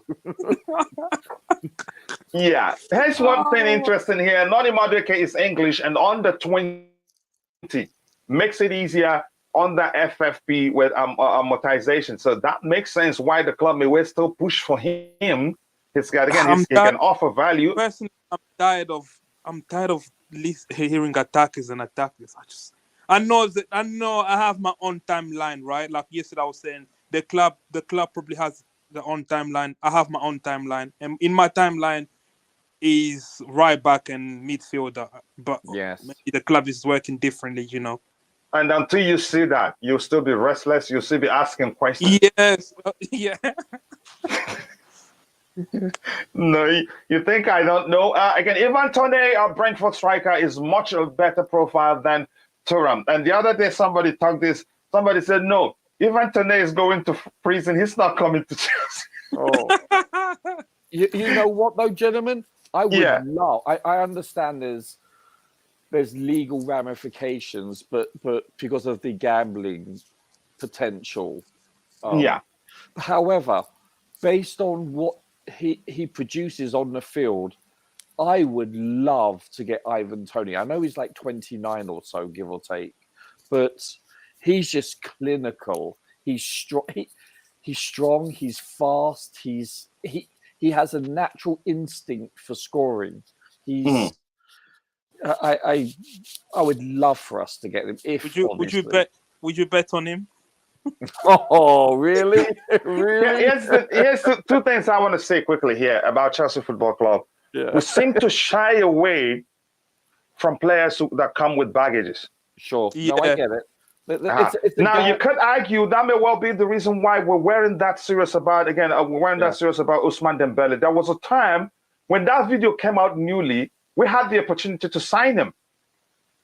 But if you paid attention, if you looked beyond what was going on, again, the ratio, what behavior was directed towards Asians, and we had against Asian, big name sponsors from that part of the world at that point, which makes it a big risk. Oh yeah. So the club seem to shy away with any player that comes with such story. They don't, because you could argue we had the opportunity to sign. What's the guy that joined Manchester City, or joined Tottenham? The DM, or again you can say box-to-box midfielder. Bissouma. I think the opportunity was there then. We seem to shy away with anybody that has anything because there's still something we're still battling with. The history of our clubs in terms of racism and all that, it hasn't gone out completely. Actually, it hasn't been. Again, you can say it's not done and dusted. It's still being brought up every now and then. And with Chelsea, the moment we sign such player, watch Sky Sports take it and run with it. Oh, wow! Yeah. Yeah. So let me just catch up with what we have in the chat. Work has been calm, coach. Now that Christmas is over, still need that overtime, though. I get it. I get it, bro. Overtime sometimes is what saves the situation, and sometimes it will not even be enough. Even Tone has a 200 plus again. Whoa! Charges, yeah. He's got he's got so many charges against him. Counts. Sorry, it's not charges, it's counts. So have you changed your mind now, Potter's lawyer? No, I already knew that. It's astronomical. But I'm just saying, take his legal situation aside. Thank you, sir. I'm just saying what he performs on the field. I just love the way he's just I think he would suit Chelsea very much. He's a poacher, but he's so technical. He's got everything, every attribute you could want and wish for in a number 9. That's all I'm saying. Again, so here's the thing. My overall point, I think the club will not go for such player in the first place. They pay attention to these things. Yeah. Plus, as much as I get it, some people were saying, just forget what Dembele has done. Just bring him to the club. Here's the thing. If you remember, in that incident, it was him. It was what's his name? The French international. It was him and that played for Barcelona now at Atletico Madrid. French guy. Jeez. Griezmann. It was Griezmann. Anton, yeah. And if anything, but people were okay. Chelsea content creators, they were okay with Chelsea signing signing Griezmann, but they forgot it was Dembele that did all the talking. Yes. Yeah, all Griezmann did was laugh. So I don't condemn such behavior, and I would never want my club to sign anybody that's out of ignorance, even if it's apologize. It's a risk. Yeah. Because don't forget, listen, this is an entertainment business, and so many children, myself included, when I was that young, you look up at these people as gods, superstars, rightly or wrongly, and it sends the wrong message to the youth. Yeah, it does. It's just, listen, we've evolved as a species, but then again, we really haven't in some regards, and we need to improve, societally. So this, as a football team, we can do well for our communities. We can help everyone financially, just in many assets, and picking these wrong players, this sends a wrong message. Yeah, you have to live live an exemplary life, if that means anything to you. Okay, that's, by the way, guys. Yes, keep liking the stream. Just 17 likes to get it to 200 likes. We can get there by the time the show ends, and we have about, I think you can say at most 15 minutes, but we can get there. We can get a lot of topics. No need going by one. If I get just one topic per panelist, Chelsea is going to make by leaving Hakim. And with Pulisic, Kai, I get everything you said there, and thank you for the contribution in the chat.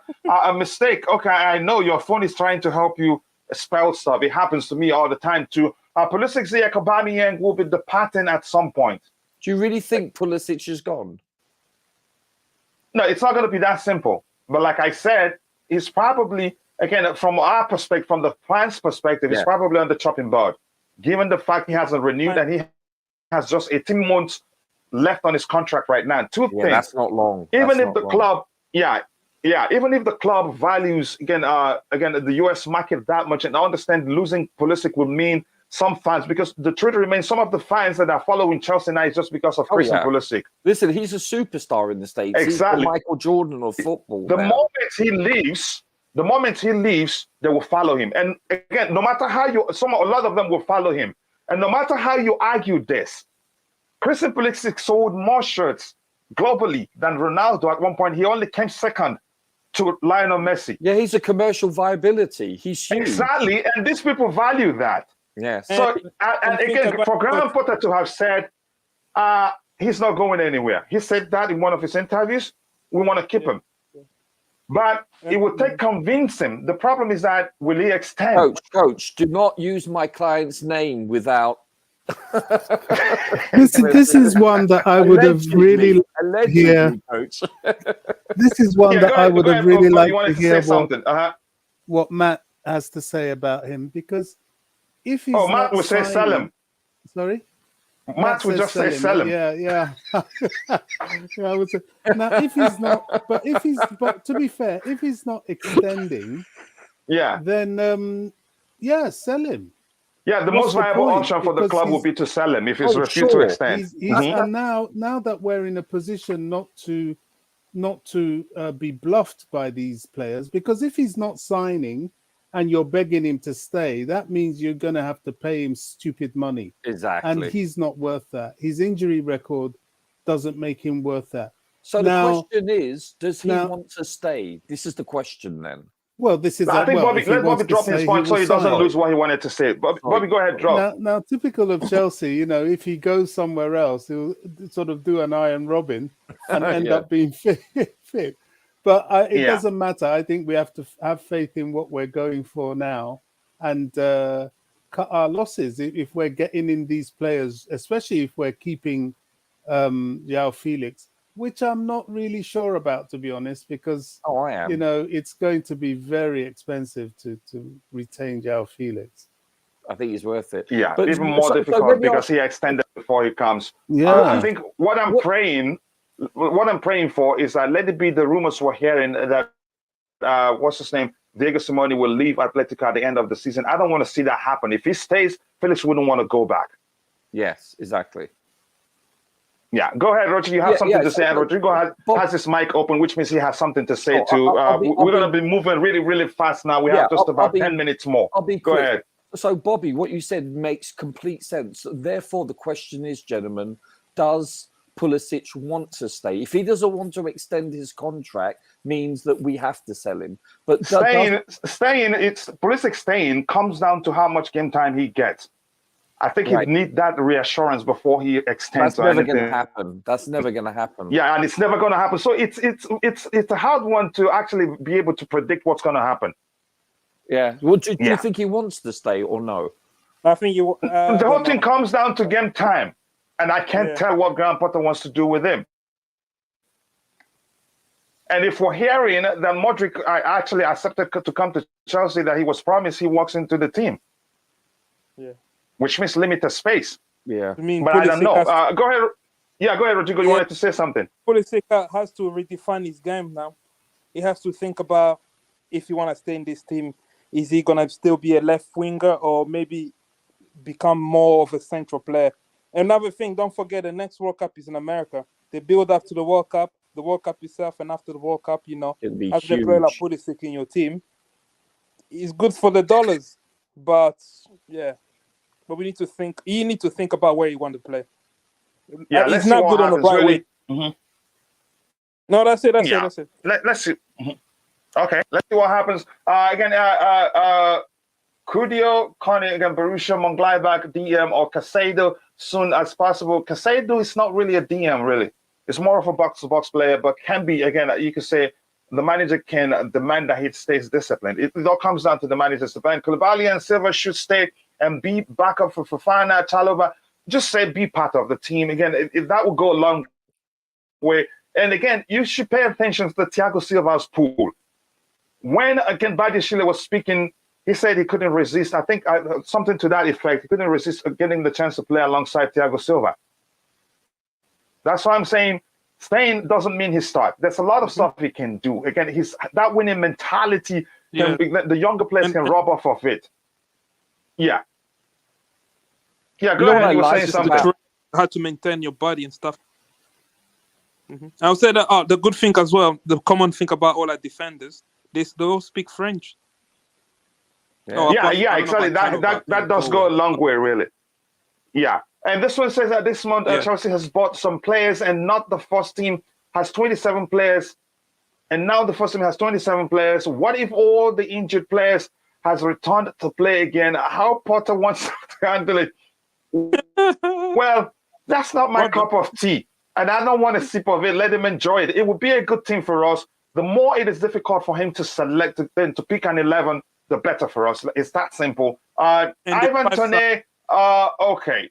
We need balance. If you don't discriminate. 250 counts for Toney. He will get a major ban if proven. So I'm going to scroll to the very bottom. We have quite a lot to talk about. Apologies if I move beyond what you have there again. Yeah, we can't read everything. Let's see what else we have. Let's see what else we have here. Nothing. I won't read any other thing. We're running out of time. Go ahead. That comment about Grace, man. He has a black best friend excuse. Where is it? Where is it? Someone said Griezmann, because he shared a room with Pogba. So when that issue was there, he could come up with the excuse that I have a black best friend. You know what that means, right? And yeah, usually, yeah. But here's the thing: it was unfair, really, that Griezmann got more stick than what's his name, than Dembele did, and we know why. But I'm not going to get into that. He got more stick than Dembele did, and all he did was laugh. If we're being honest, but I don't want to get into that again. We go to this one here. The Zeldon freeze is now available for a base fee of 14 million euros. You That's like cheap. him. You like him, don't you? The price has dropped.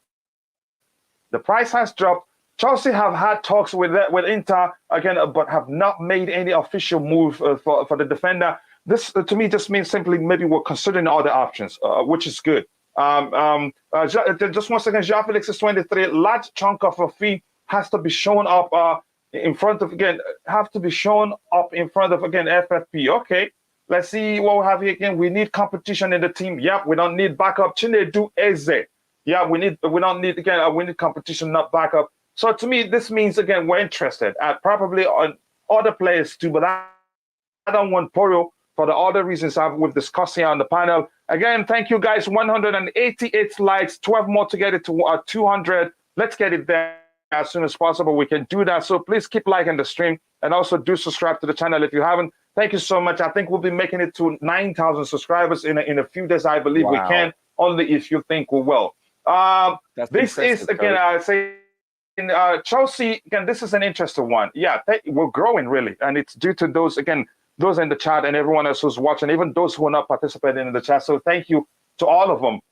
This one here, 1 second. Chelsea frustrated in an attempt to sign Arsen Zakharyan from Dynamo Moscow because they see him as their creative addition to the midfield and know how desperately he wants to come to the club. This is the part that's moving me. And this kid is so confident. You know what he said in an interview? He wants to come and fight for a place against Kai Havertz and Mason Mount, those guys you think are our best players currently. And he really wants to join us. Now that's delicious. Yeah, I hope we find a solution to this. Anybody want to talk about that? We have a few minutes to round up, but we can catch a few topics. No, yeah, just exactly what Chinedu Eze said. We need competition. He would add depth. He would add competition. I would love for him to arrive, but what is it going to take? It's going to take quite a bit of. Well, he's going to have to change his citizenship, isn't he? I would just do it, but maybe because it's too public and it's too risky for him as an individual. You know how things happen there. Yeah.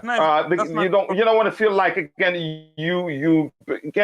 what country is he going to change it to? You don't want to feel like seen as as someone that betrayed the country. Assyrian, I think, or something, isn't it? Armenian. I'm sorry. But the problem is not that. The problem is how to get the money to Dynamo Moscow. That is the biggest issue because any money that goes there is bad PR. Go ahead, I'm listening. That is bad PR. It's literally bad PR for Chelsea. It could be literally people can spin this. We've signed a Ukrainian in Mudryk. Yeah, that could bring some unnecessary bad PR to Chelsea because now you're gonna spend money to a Russian club, Dynamo Moscow. people might try to find a link between the Dynamo Moscow and the Russian government. And you know they will. You know how they can do a shortcut and say, "Oh, Chelsea are financing." You know, I think it's just unfortunate this kid plays in Russia and plays for. Yeah, it's just unfortunate. Right. He's a good player. I hope we'll find a solution to that, but I don't want him to do anything that will get him into trouble. And I don't want to talk anything about a particular country. Again, let's not let them drag us into politics. But I never knew. Again, exactly. The big problem there is how to get the money to them. But that's, by the way, we'll move on from that. This is again Arsen Zakharyan. Okay, I'm gonna I'm gonna move on to that one. I know my daughter isn't available. Broya injured, Santos going out on loan. Hall on B list. Okay, which makes sense. You're gonna let them go for Marcus Thuram. Avery. That sounds like a name Nigerian will go with. But that's, by the way, we'll move on from that. Again, we have a good scout. This is their first window, and they're doing well. Again, let's see, Choma Yusuf, this question is for Bobby. Who is the pride of London? Is it Chelsea or Arsenal? My brother had the big chest yesterday because they won the NLD. Bobby, quickly, can you tackle this one? Specifically for you from Choma. Bobby, are you there? Okay, Roger, you can start. If Bobby comes, he takes from you because that question was directed at him. North London derby. So, well, obviously, we've won things they will never see. Someone else used to say, you know. Yeah, they're on top of the table right now, but let's see how they do. Let's see how they finish. And even if they win this one, it doesn't change anything. No, I mean, listen, they have a huge trophy cabinet. There's no doubting that, you know. I'm not saying they don't. In fact, they've won a substantial amount of things when you look at it. I'm trying to think. I want to think how many are we behind them? Okay, so I'll tell you exactly. In the history, Arsenal have won 31 trophies and Chelsea have won 29. That excludes the Charity Shield, I believe. When I did the spreadsheet, that excludes the Charity Shield. Okay. That's in the history. Yeah, exactly. But I got bad news. Liverpool has 51 and Man U have 45. I blame Mason Mount. No, we know about that, but let you know what? Let's start from again London. From London, yeah. So yeah, I still think this century we're the biggest team in Britain, and we're certainly the biggest team in London. Listen, I actually did a video on that. I think we were merged as the best club in the UK. I think that was in 2020 or 2021. What year? I think it was 2021. But go ahead with what you're saying. Well, look, we've won 8, UEFA and FIFA trophies. Arsenal have won 2. Liverpool have won 15. Man U have won 8 also, and we've got the 2 big trophies that they pale in comparison when you look at that. The actual Premier League and the First Division, they've got 13, we have 6. But I would say we're the bigger team in London historically. I'd say we're the big kid on the block. I mean, I say that statistically, I think you can honestly say that we are the bigger team. There's no doubt about it. They wish that they have our trophy cabinet. To that, we'll have a few about 5 minutes to round up. You want to add to that? Yeah, just a quick one. I really blame Mason Mount, man. And it cost us. So we could have been on 31 trophies. Yeah, we literally had the League Cup and the FA Cup. Oh, Mason Mount, man. Yeah, with the penalty just let him drop. That's fine. No, even the League Cup. The League Cup, he was literally 1v1 with the keeper. Yeah. Oh. Yeah, I know. Oh, well, we're going to win the next 2 trophies. Yeah. No, I will not blame him. Had other players too, by the way. Go ahead. I get your concern there. But, Rodrigo, I really do want you to make it to heaven, but I don't think you're helping yourself by not being nice to a lot of these players. This question is that Bobby, again, he isn't there. We'll move on for that. I need to stop as soon as possible to go do something important. I love Zakharyan. He's young. Okay, just quickly, Bobby, 1 minute, please. We'll have about 4 minutes. My wife is not at home. It's just me. Again, I have to go out quickly and start doing something. Somebody asked a question. Choma here asked, let me read it for you again. This question is for Bobby.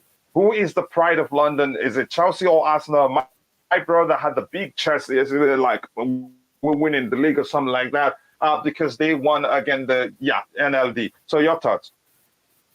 Well, for me, I mean that to put that question to me is like asking me, is the sky blue?